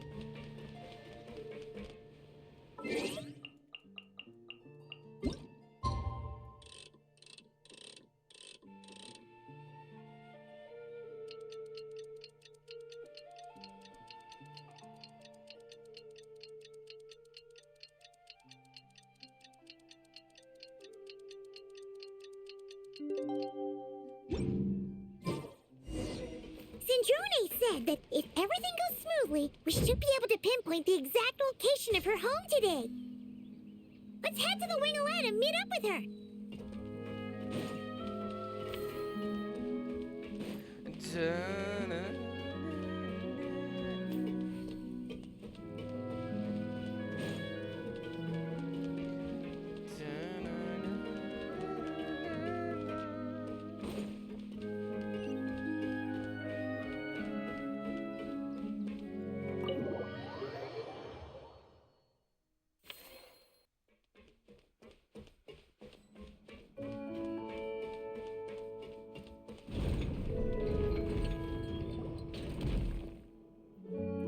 Ah, you're here.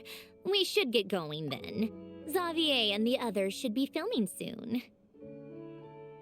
There has to be something. It's probably one of the other 2 minigames we've not unlocked yet that those dragonflies are about. But I guess we'll find out. How's it going? Have you managed to figure out the location of your home yet? I've narrowed down a few potential locations. We just need to take a sample from each one. Once the equipment analyzes them, we should know the exact location and where to find the entrance. Great! We should get started then.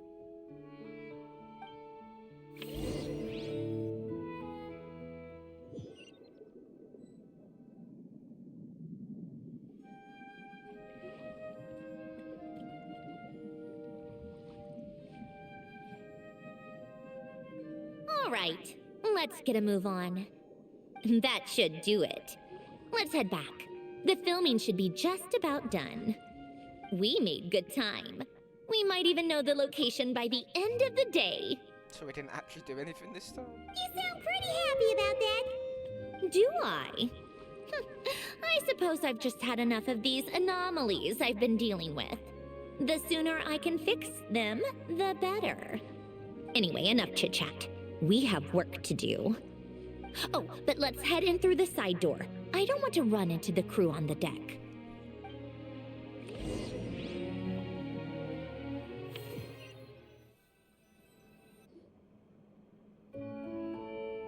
All right, Now we just need to wait for the results. Since we have some time to kill, I suppose I might as well see how this aquarium of yours is coming along. You seemed quite enthusiastic about it, after all. It's really coming together! Those we have lost.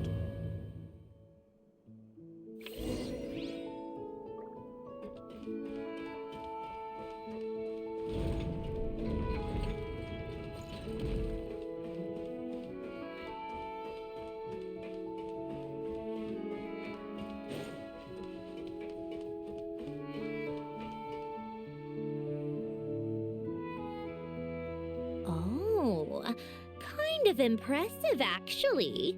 I've got nothing in it yet. What do you mean? These must be the ones we caught the first time we went underwater. Like it? It's fine, I guess. Nothing special. Come on! It sounded like you really liked it just now. You're that proud of it? Is this a sense of accomplishment or something? Well, yeah. And it's pretty. You know it's gonna be gone soon, though, right? Well, yeah, and it's pretty. What do you mean? After the festival, this ship will be returned to the fortress of Meropide, and this aquarium will be no more. So? So, no matter how much work you put into this place, once the festival is over, it's all just going to disappear.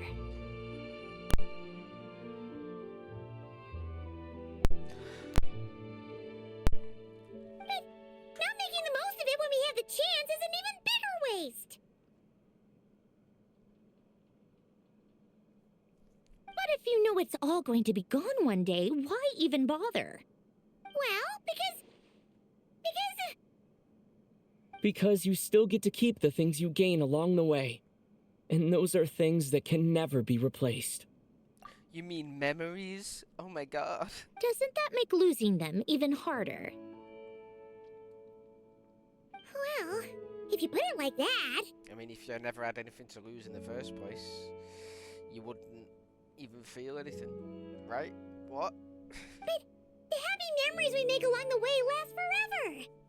You just have to take a more glass-half-full perspective. Not to mention, everything we do here is going to be on film, so it'll still live on in some shape or form. And when you look back on it, only happy memories will come to mind. Exactly! So it's about finding joy in the process itself. Traveler! You're back already? What's wrong with that? You say that like it's terrible news or something. How did you get here? I didn't see you on the deck. Oh, never mind. We need to help Miss Guillotin hide ASAP. The crew is heading over here to shoot any second. What? They should be done by now. There was a mishap earlier that cost them some time. I was waiting on deck so I could warn you the minute you showed up. Anyway, you should head back to the captain's cabin right away. They're gonna be here any minute now. Finally! That's a wrap for the scenes on the deck. Wouldn't have taken half as long if the wind hadn't snapped our equipment in two. Uh-oh! Too late! Change of plans then. You'll just have to hide. Hide? And where exactly am I supposed to do that? Oh, there's a box over there! You can get in that! Huh? You expect me to... Do I need my makeup done for the next scene too? For the love of... Let me see. Maybe just a quick touch-up. Huh? Traveler and Paimon? What are you doing here? I thought you took the day off to take care of something. Huh? Oh, well, it didn't take as long as we were expecting, so we came back early. What about you guys? You're still not done shooting for the day? No, we ran into an issue that, set us back. It meant Miss Charlotte's crew wasn't able to wrap either. We both still have scenes to shoot in this aquarium. Oh, that's not ideal. Maybe we should actually fill it up first. For several reasons. Let us help then. The sooner we wrap, the sooner everyone can get some rest. All right. Thanks, you two. Miss Charlotte's crew can go first then. If I'm not mistaken, you still have a night shoot later. Thanks, Director Farina! Of course. Fellow artists should help each other out where we can. Agreed.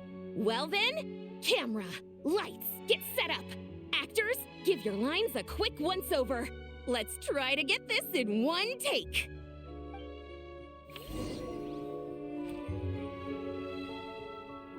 All right, places, everyone! And 3, 2, 1, action!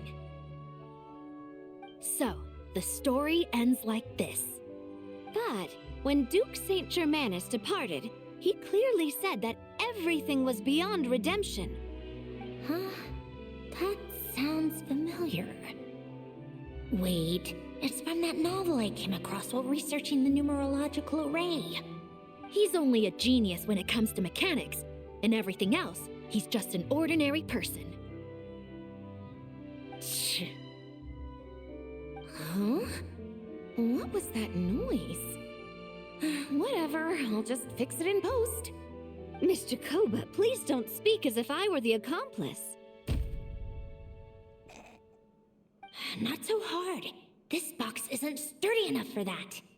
This is why I keep saying, don't put too much trust in Clockwork Mecha. Unlike humans, machines don't have a heart. Ooh. A heart? That's right. It's what's on the inside. It's also referred to as someone's soul, or likened to free will. You can think of it as a person's core, what makes them unique. In general, though, people don't believe machines are capable of having a soul. You said my emotion module was faultless. It is, but that's not quite the same thing. Do you think I have one then? A heart? I don't think so. I know so. The question is, do you recognize it within yourself? I was gonna say, don't end it there. That's where you're wrong. I can't believe this. Forcing me to hide in a box and listen to this drivel. Me. In the end, clocks tick through tranquil years. Fish swim in crystalline springs. No matter how grand a dream is, it will fade away like this. Forlorn, wordless, silent. And cut! Whew, that was a long one. What did you think? If she makes them do another take, I'm going to flip a lid. And not just the one to this box. Oh, there were some weird audio things going on, but acting-wise, it was great! It's a keeper! Perfect! That means I can get out of this box. It's our turn. Camera operator, set up for the next scene.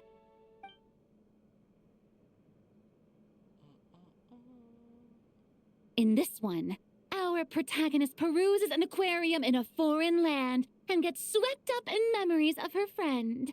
So, in terms of lighting, that's the vibe we're going for. Got that? Shoot.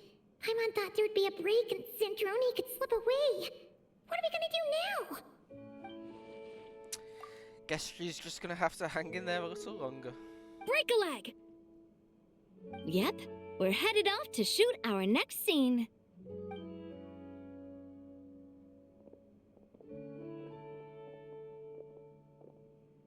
All right, quiet on set. We're about to start rolling. Ready, Miss Columbina? Miss Columbina? I think she would like this. Quick, we should roll on this. It doesn't forage with the others, or prey upon its smaller kin. Instead, it remains where it is, cradled in the coral's quiet beauty, as though the raging cyclones above are of no consequence. And yet, she still stood before the cyclone in the end. So I think that story has it wrong. She is no different than us. She has a heart. Columbina. Hmm?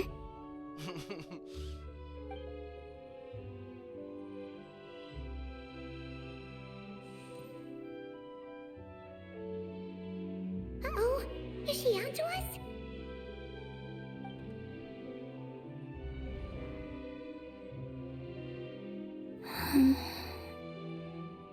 What is she doing? Cut! You okay, Columbina? How did she get out? What? Unless there's like an opening at the back of it.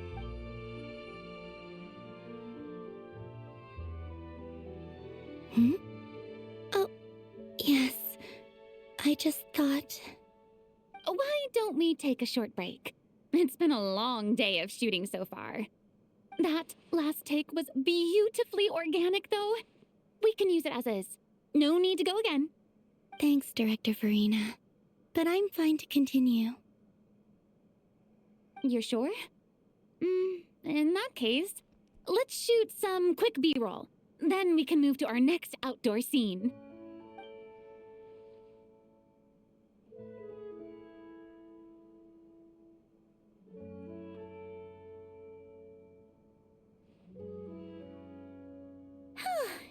We're in the clear this time.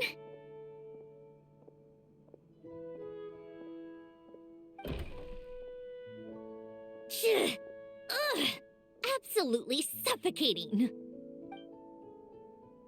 You okay, Sandrone? Oh, she was in the other one. On the other side. Right as rain. Come on, let's go check the test results. It's time for me to go home.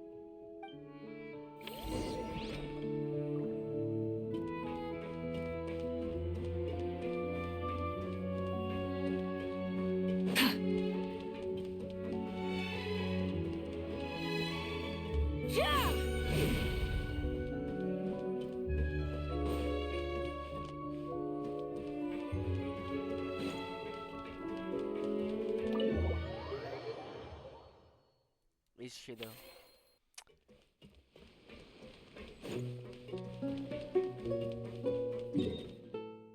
Well, let me just.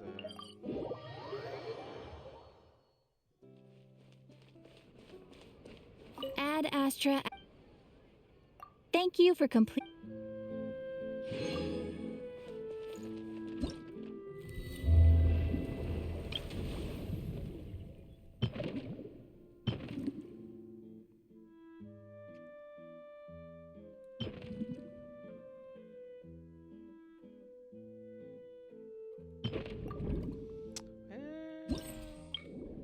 So where are all the rewards?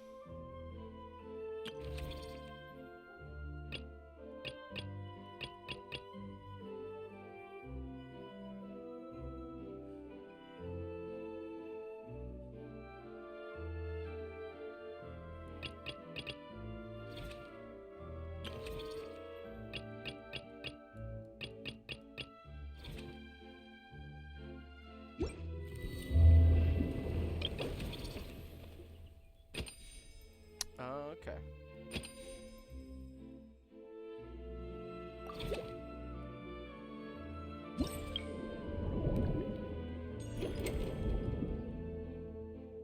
Oh, I've not finished any, that's why.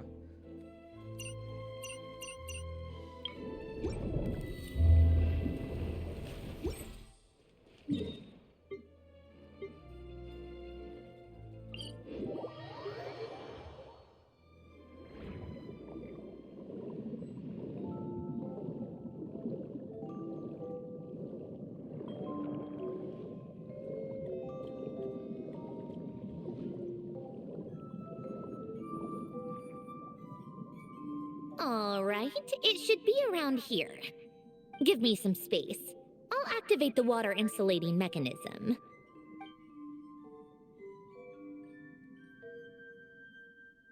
The what? Alain, much like Renee, had long predicted that the water levels in Fontaine would rise. Thanks to his expertise in mechanics, he was able to implement a few simple measures to protect our home from flooding. I told him there was no need, that I would just move when the water rose too high. But it would seem he knew a day like this would come. Fair enough. All right, the silt has been cleared away.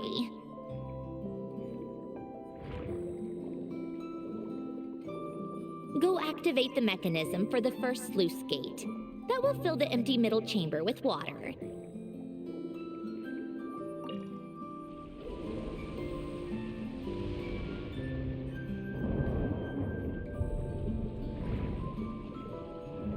All right, now turn on the drainage mechanism in front of the second sluice gate, and this chamber will become empty once again.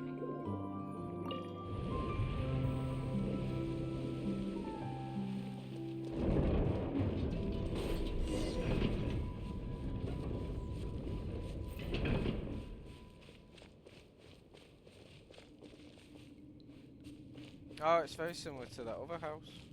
Oh, is it the same one? So, this is where you used to live? It's beautiful! There's even a garden! Back when I lived here, it was my job to tend to the potted plants and flower beds. Still growing strong even after all this time. Who would have thought? If the weather was nice, I would take Alain out in his wheelchair and we would go for a walk. Before long, we started bringing Polonia along too. Come to think of it, I was the only one who could get around easily back then. Polonia always got stuck at some point, and it was up to me to launch a rescue mission. Those sound like happy memories. Happy? I suppose they were. Uneventful, but pleasant. Repetitive, but peaceful. It was like living in a world where time didn't exist. Of course, that was all just an illusion. Death still awaits all of us at the end. Oh. All right, enough standing around. Let's head inside.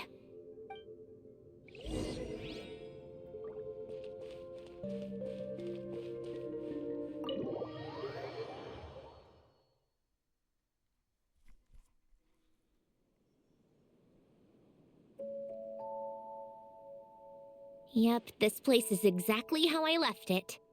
Nothing has changed. Oh right, Sandrone, I have something to give back to you. What is it? Your notebook. Huh? How did you get... Oh, Arlecchino gave it to you, didn't she? And you... read the whole thing. Just so you know, a lot of that was written a long time ago.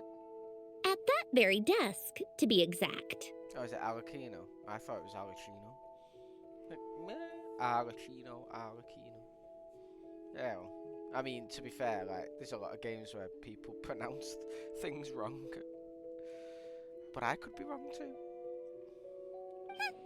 Anyway, since you've already read it, you should just hold on to it. I can always start a new one. Well, feel free to look around. I'm going to start looking for the gift Alain mentioned. Oh, but be careful with the stuff around here. I'm not saying you can't touch anything. Just try not to choke on the dust. Polonia. So I wonder what the story about a new robot's gonna be, like and how she gets it. Some yellowed pieces of paper and what look like letters. Oh, these are some of Alain's drafts from his later years. Just casual doodles, really. And these are just some unimportant letters. I couldn't be bothered to sort through them before I left.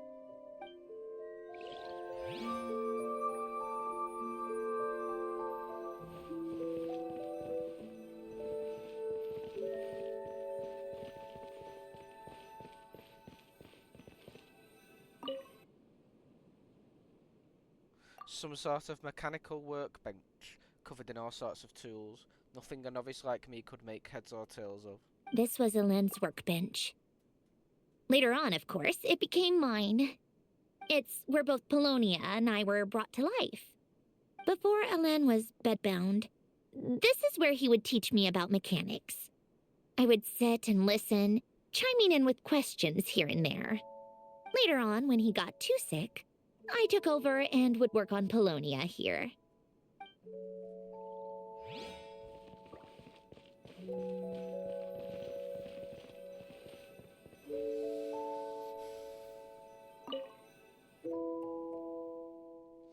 A few old toys that appear to be math related. There are also some complex mathematical puzzles on the table.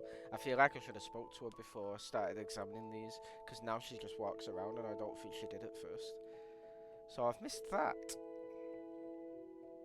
Oh, I played with these when I was little. During the first few months after I was created, I mean. At first, Elen and I would play together, but it didn't take long for me to become unbeatable. So, Polonia and I played together instead. Yeah, these don't look like Paimon's kind of games. Logic and math puzzles? Those happen to be my specialty. It's been so long. What do you say? Should we play a few rounds? Sure, you pick the game. Let's go with this one.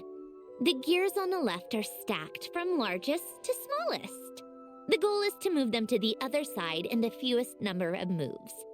Just remember, you can't stack a bigger gear on top of a smaller one. You can move only one gear at a time. Small gears must stay on top. Move all gears to the other side.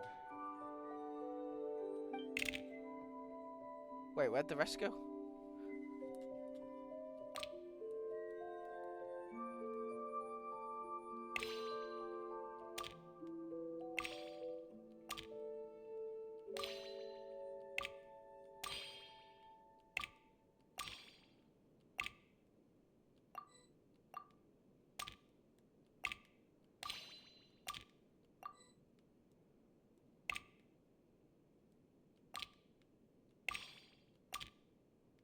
Oh shit.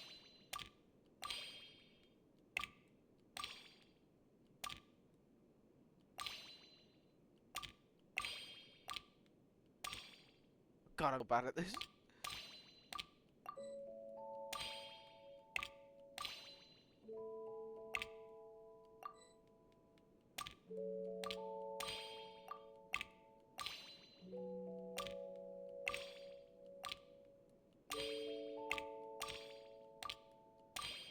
Okay, here goes. Maybe we can do this.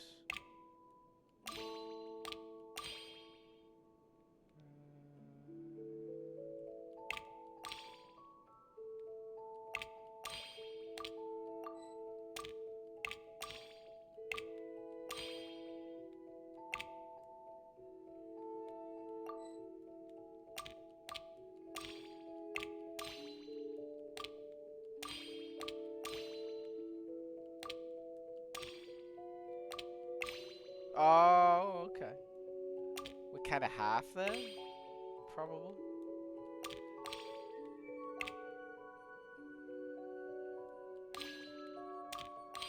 Alright, here we go.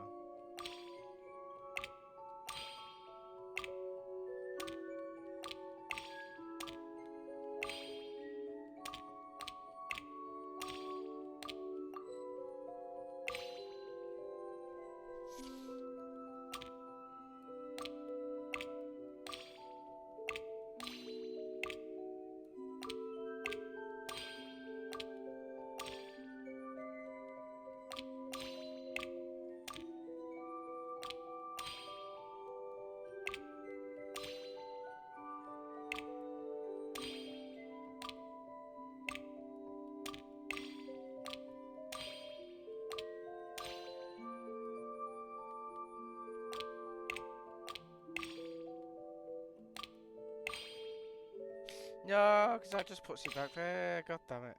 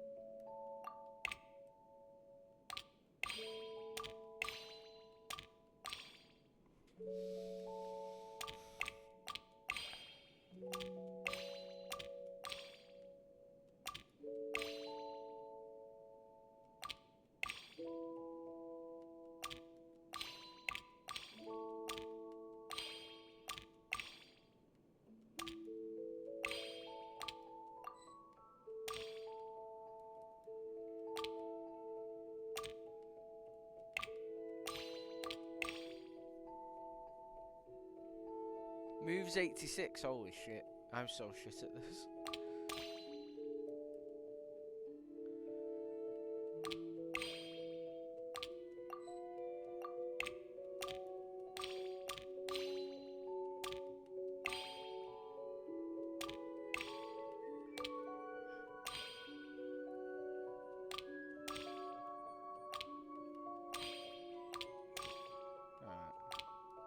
Need to get that yellow one over there. I wonder where the red one went.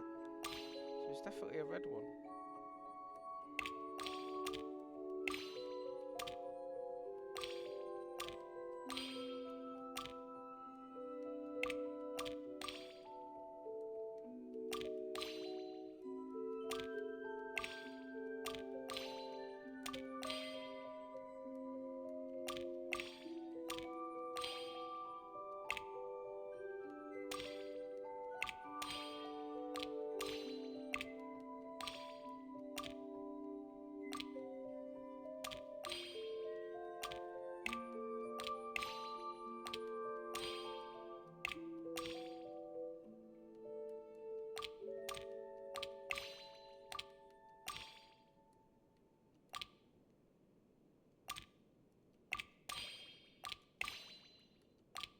It's taking me far too long, this.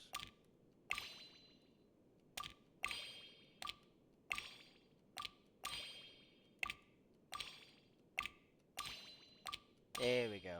Right. That's that bit done.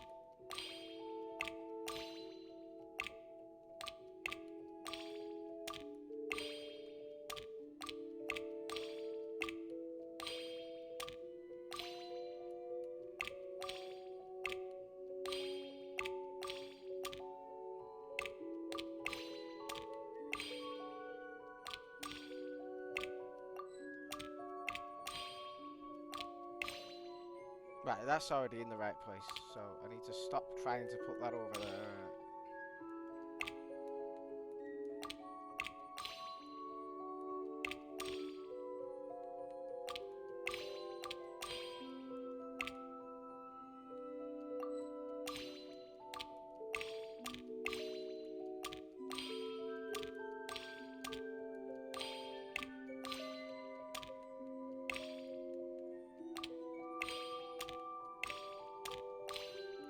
There we go. That was it.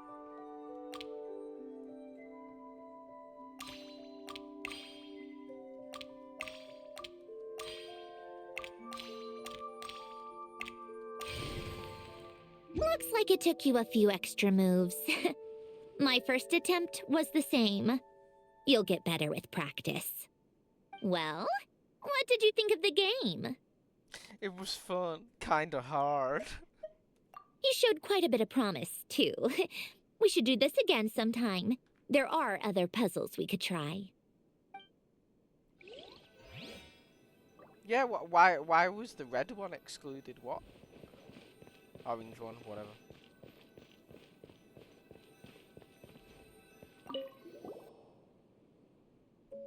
A faded old picture. Wait, the people in this picture look kind of familiar. Oh, this was taken when Ellen and Renee were both still at the Fontaine Research Institute. Before their falling out.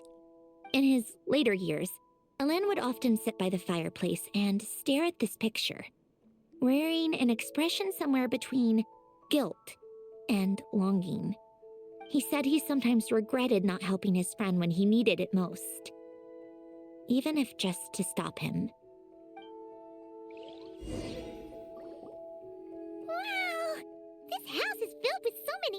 stories. It's so cozy and charming. You should have seen it at its prime, when people actually lived here. A lit fireplace, a steaming cup of coffee. That's the real deal. You know, we also used to have a mechanical piano that Alen built. Oh, how chic! Alen never played it much. He probably wasn't able to at that point.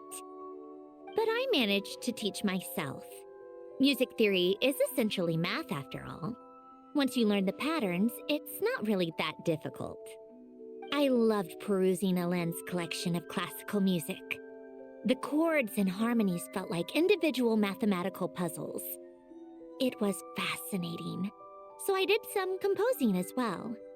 But as Alen continued to deteriorate, even the sound of music began to grate on his nerves.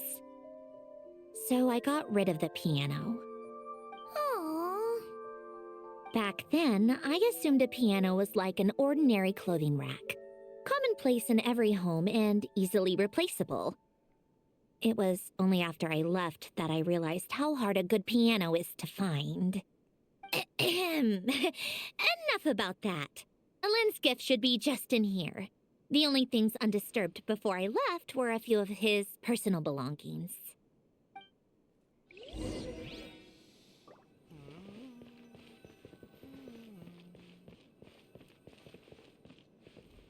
Pagoda stack.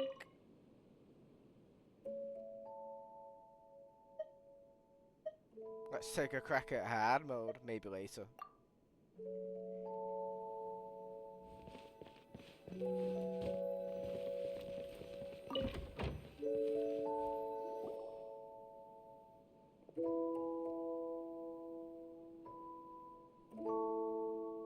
Wait, there's a hidden compartment at the back of this box.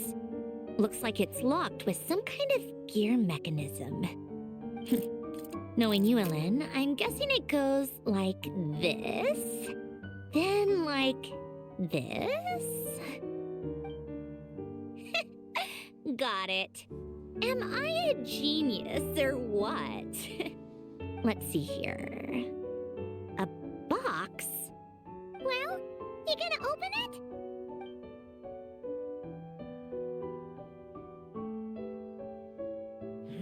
It's heavier than I was expecting. Just how much stuff is in here?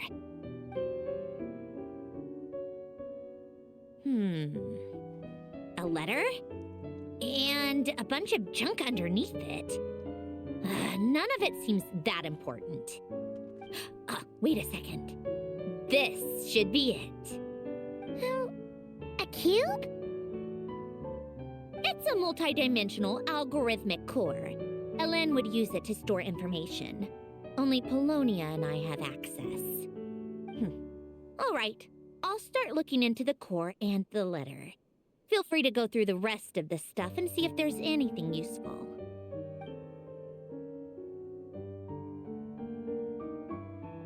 Okay. Hold on. There's another picture in here. This one has writing on the back. A snapshot of you playing among the plants shortly after you were born. You seem to like these flowers a lot. May you grow and flourish just as they do. Huh? Wow! Look how happy you are in this picture. You've changed a lot since then, huh? What's that supposed to mean? Just that you come off kind of aggressive sometimes, or, you know, annoyed at everyone around you. Well then, people should stop being so annoying. It's not like I'm the one with the problem. Of course not. Oh, here's something else. Looks like a piece of paper torn out from somewhere. Today, I solved another math puzzle and made a breakthrough on a construction problem the Institute has been stuck on for years. Am I a genius or what? No, wait, that's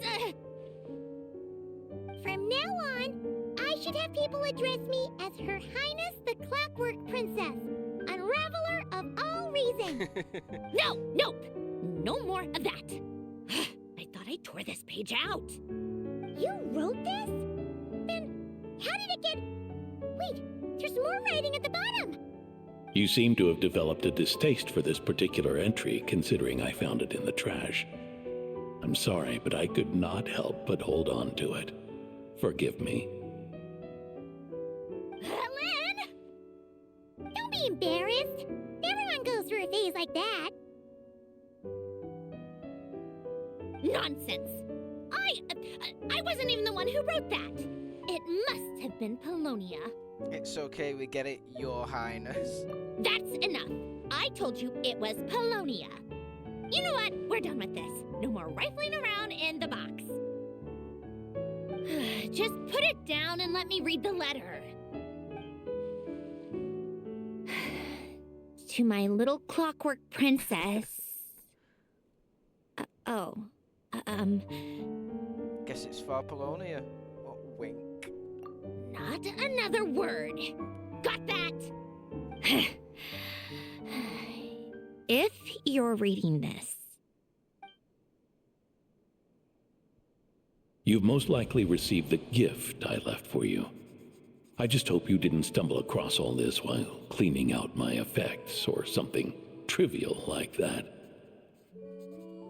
I once asked if there was something you wished for. Do you remember that? I wonder if time has changed your answer. Regardless, I have another gift. A formula that will allow you to come face to face with the anomaly inside of you. If you even still call her that. Why this gift? To understand that, allow me to wax poetic on the soul once again. I would ask you to stick with me until the end, but I know you will. You always have. I believe a person should be born twice over in their lifetime. First, there's the birth that grants us life, then the birth of the soul. It's a matter of transforming the life bestowed upon us into the life we choose for ourselves. And to do that, we must look inward. We must make a conscious choice to define the meaning of our life, instead of allowing the happenstance of our existence to pass us by. This is the process of recognizing the soul that lives within us. You are my proudest masterpiece. I told you that long ago. But to me, you have never been a creation or a machine. To me, you're just like the rest of us. You have a heart. In fact, some theories think of the human brain as nothing more than a machine, and thought the product of its computations. So you see, perhaps we're not so different after all. Your inner machinery is just far more advanced than most. No matter how one looks at it, the heart is a complex thing, a place where logic and reason collide with our emotions. Your computational capacity allowed you to become sentient and develop logical reasoning, but it also granted you something that, on the surface, might seem contradictory: emotion.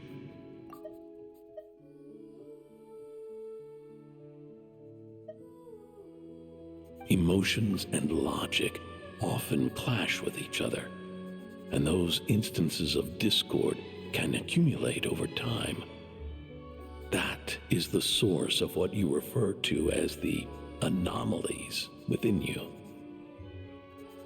As you told me once, you've always known what you don't want, yet you've never wished for anything in particular. Similar to how a blind person can feel when a part of their body is in pain without being able to fully visualize its form, such is your relationship with your soul. When a part of their body's soul is in pain. So, what I leave you now is this: a formula that will allow you to see the shape of your soul. For if you want to protect your heart, you must first be able to recognize it within yourself. Of course. Whether you use it is entirely up to you. You are, and always have been, free to do as you wish. Regardless, whether by my formula or some other means, I trust you will know your heart one day. You always were a fast learner. And the smartest person I've ever known. Ellen. Oh. You alright? I'm fine. I've already figured out how this formula works. Let's get out of here and then we can use it. You made up your mind already? You're gonna do it? Why wouldn't I? Resolving the anomalies within my core is the reason I came here in the first place. Need our help? No, I can do this on my own. But, do you want to watch? What do you mean? I already know what anomaly I need to resolve. Like Alen said, she's an amalgamation of all the times my logic algorithms have clashed with my emotions. And by resolve, you mean that literally, or...? Oh, I'm guessing this is how she makes that new robot that's part of her moveset. Yes. But if you, let us in like that, wouldn't that mean letting us see a bunch of your, you know, inner thoughts and secrets?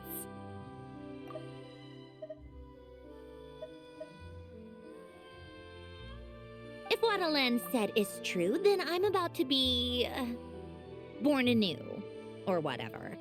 This is your chance to be lucky enough to witness it. Besides, you already read my whole diary. When it comes to keeping my innermost thoughts to myself, well, I think that ship has sailed.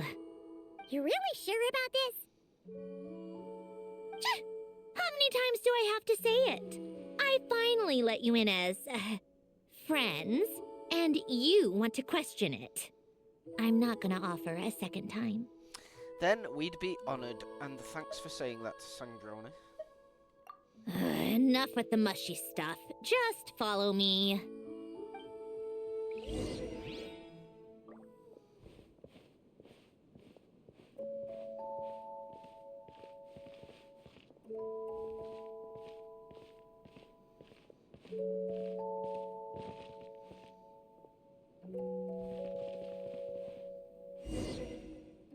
Talk to Sangroni.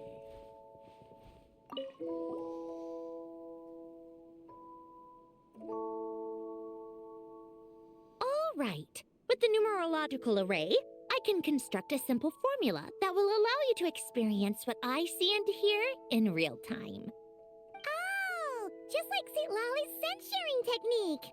Been there, done that. Huh, sounds like that shaman has some tricks up her sleeve. The arcane and the mathematical are both fundamental laws of this world. Being able to achieve a similar result through both isn't surprising. Anyway, let's get this show on the road. But no comments from the peanut gallery, okay? I know I offered, but I still don't want any interruptions.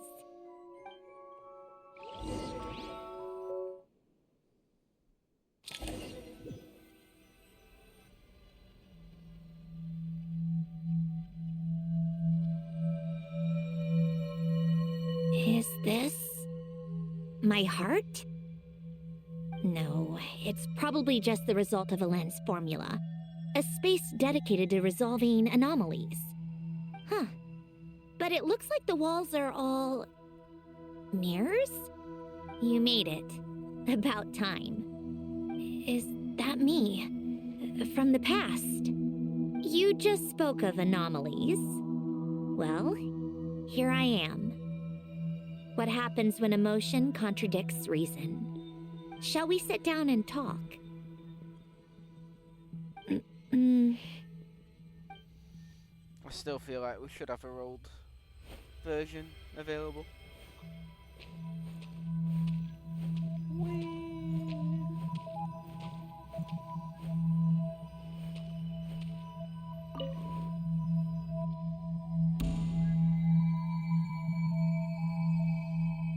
That should do it. Hello?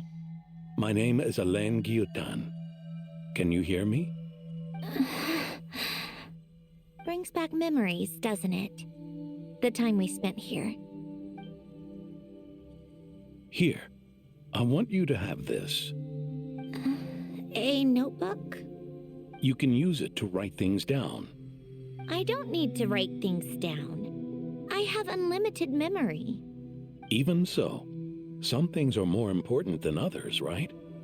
You can use it to write about the things that matter. So you wish me to carry out a basic priority sorting operation? I suppose you can think of it like that for now. But journaling is also an act of finding oneself. Much like we use wooden stakes to guide a plant to grow in a certain manner, what we choose to write down gives the soul much-needed direction. In the act of choosing what to forget and what to hold on to, we decide what kind of person we want to become. I don't understand. Like I said earlier, I don't need something like this. This is where we were born, where our life began. Mornings of tending to the garden, afternoons spent cleaning, reading, or studying, evenings of cozying up by the fire, listening to Alain share stories about his past. Alain. What is it? What are you drinking? Oh, this? It's coffee. It, makes me more productive. I want to try it. Oh, okay. Here.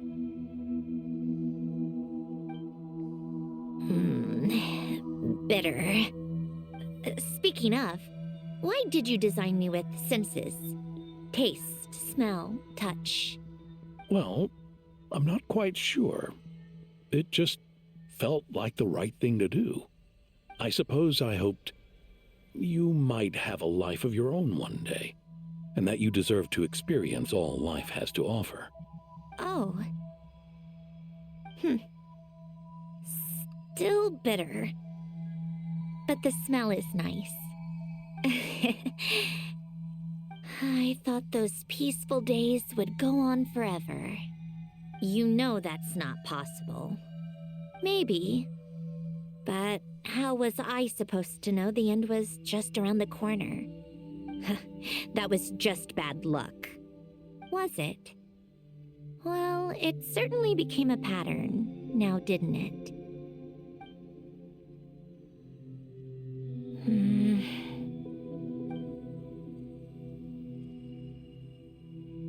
Over time, one of the habits we picked up from Alain was a love of coffee. We even took to hosting tea parties. A machine acting like a human. Kind of laughable, right?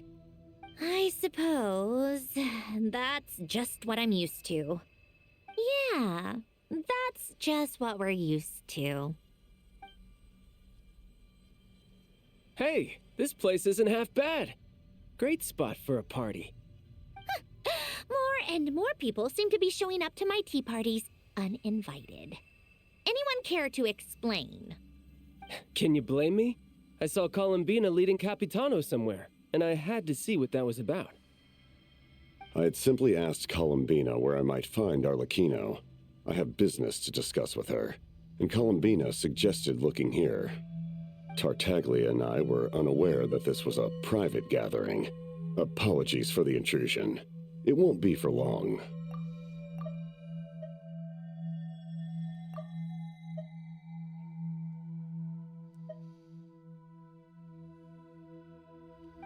Whatever.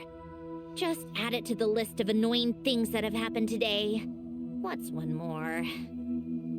Since you're here, you might as well stay for a cup of tea. See? Told you she wouldn't mind. Missed his head nod. Much obliged, Sandrone. Well, look who we have here. Good thing I brought extra desserts. This has turned into quite the occasion. Capitano, I was just about to go find you. Pardon the intrusion. Rest assured, I won't sully your gathering with talk of work. We can have our discussion later. Spoken like a true gentleman. A certain unmannered 11th seat could learn a thing or two. You know, you really should start being nicer to me, Rosaline. Or I might just snatch that 8th seat right out from under you. I'd like to see you try. If you're gonna fight, take it outside. The only mess I plan on cleaning up is tea-related. I still don't understand how our quiet afternoon turned into such a crowded gathering. One by one, people just kept barging in. And then, one by one, they left without a word. Yeah, pretty annoying, huh?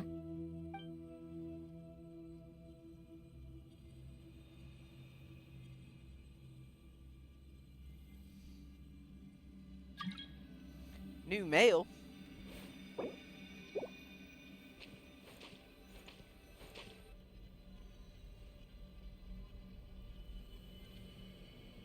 Of all my days with the Fatui, the times I spent with you, Arlecchino, and Rosaline, they were my favorite. Goodbye, Sandrone.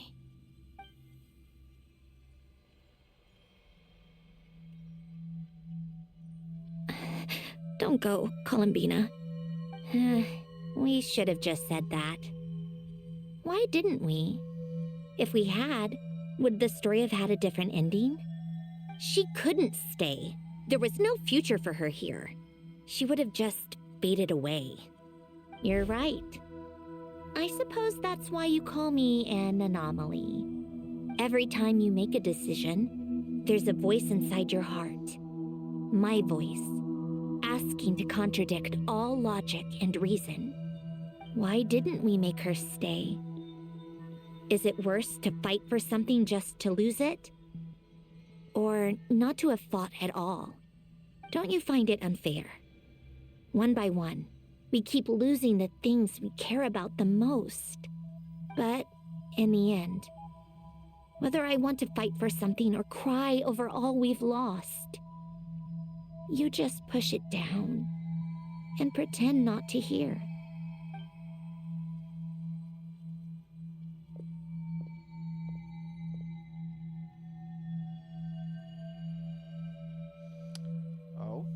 Oh, yeah, right.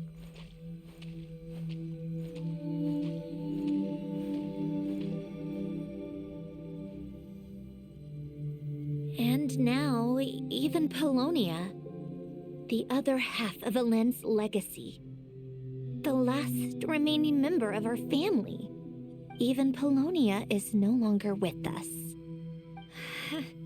I did everything I could, but it's just like Elend always said.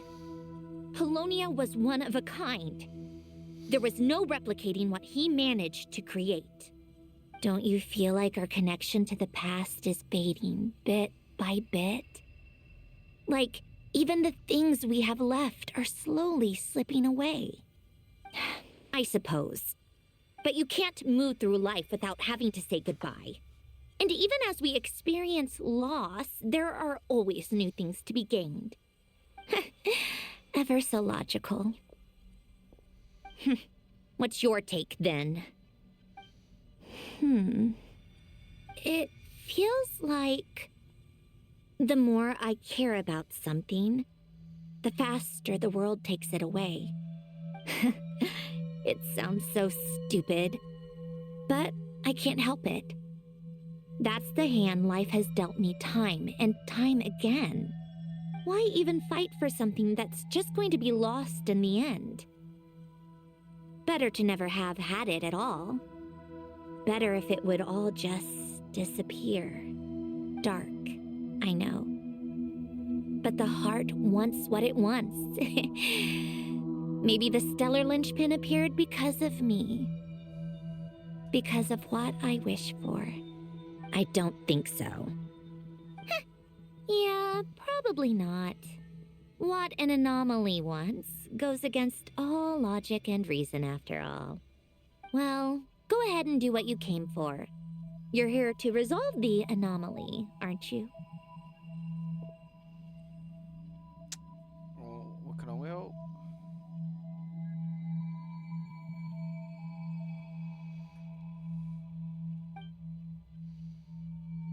Yes. What's it gonna be? Keeping me imprisoned here like before? Or eliminating me entirely, like debugging a code? That might actually be a mercy. I don't care. I just don't want to experience the pain of loss ever again. Go ahead. I'm ready.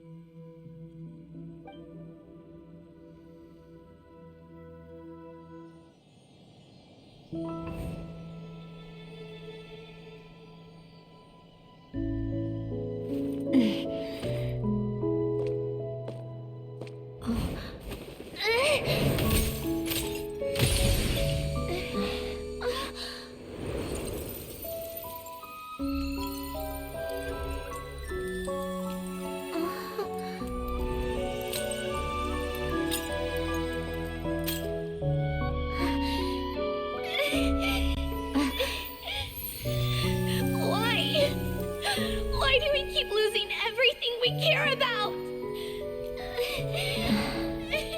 I know it hurts, but that's life.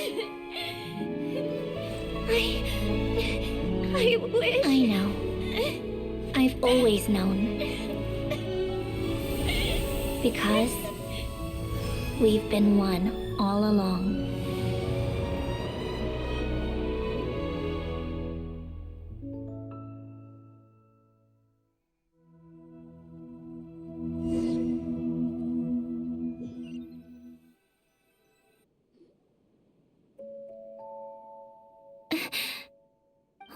Sandrone?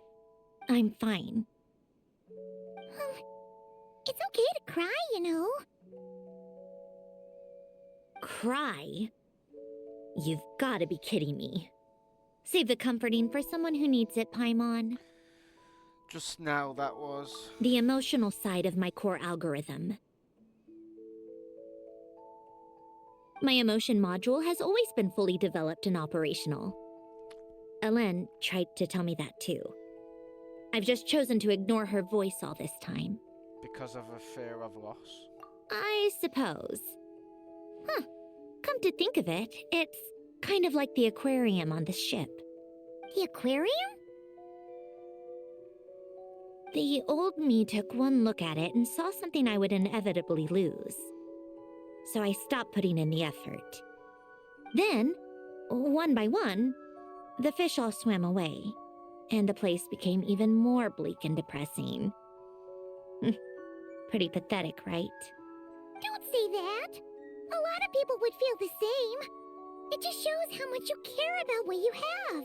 What about now? Now?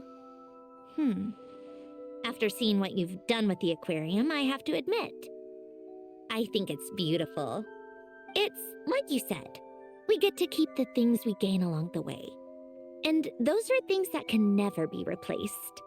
Because we choose to hold them in our hearts. Well said! Besides, I've already died once. I'd be stupid not to make the most of this second chance. About your wish. Right! Earlier you, or your inner self, mentioned something about her wish. What was it? You think that's something you can just ask, and I'll tell you. Think again. I may have accepted my emotional self, but I'm not about to go all soft and mushy on the inside and pour my heart out. Aww. My emotional self anomalies. Yep, still the same old Sangrona.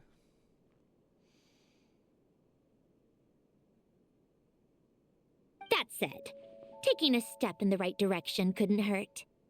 Starting with cleaning some old aquarium tanks of my own. Huh? Metaphorically speaking, I mean. Come on, let's head back to the ship. I need to talk to that shaman. Who do you now?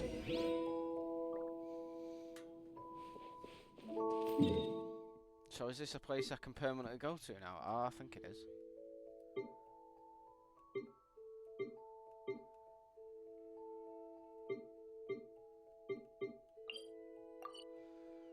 Hidden dwelling.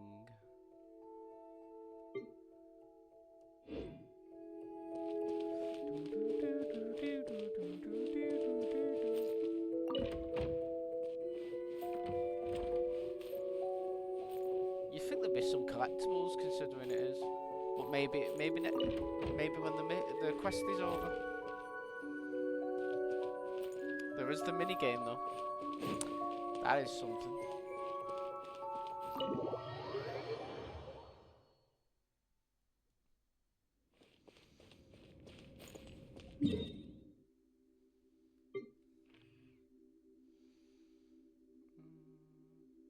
I suppose I can end that one there. Oh, that's not what I meant.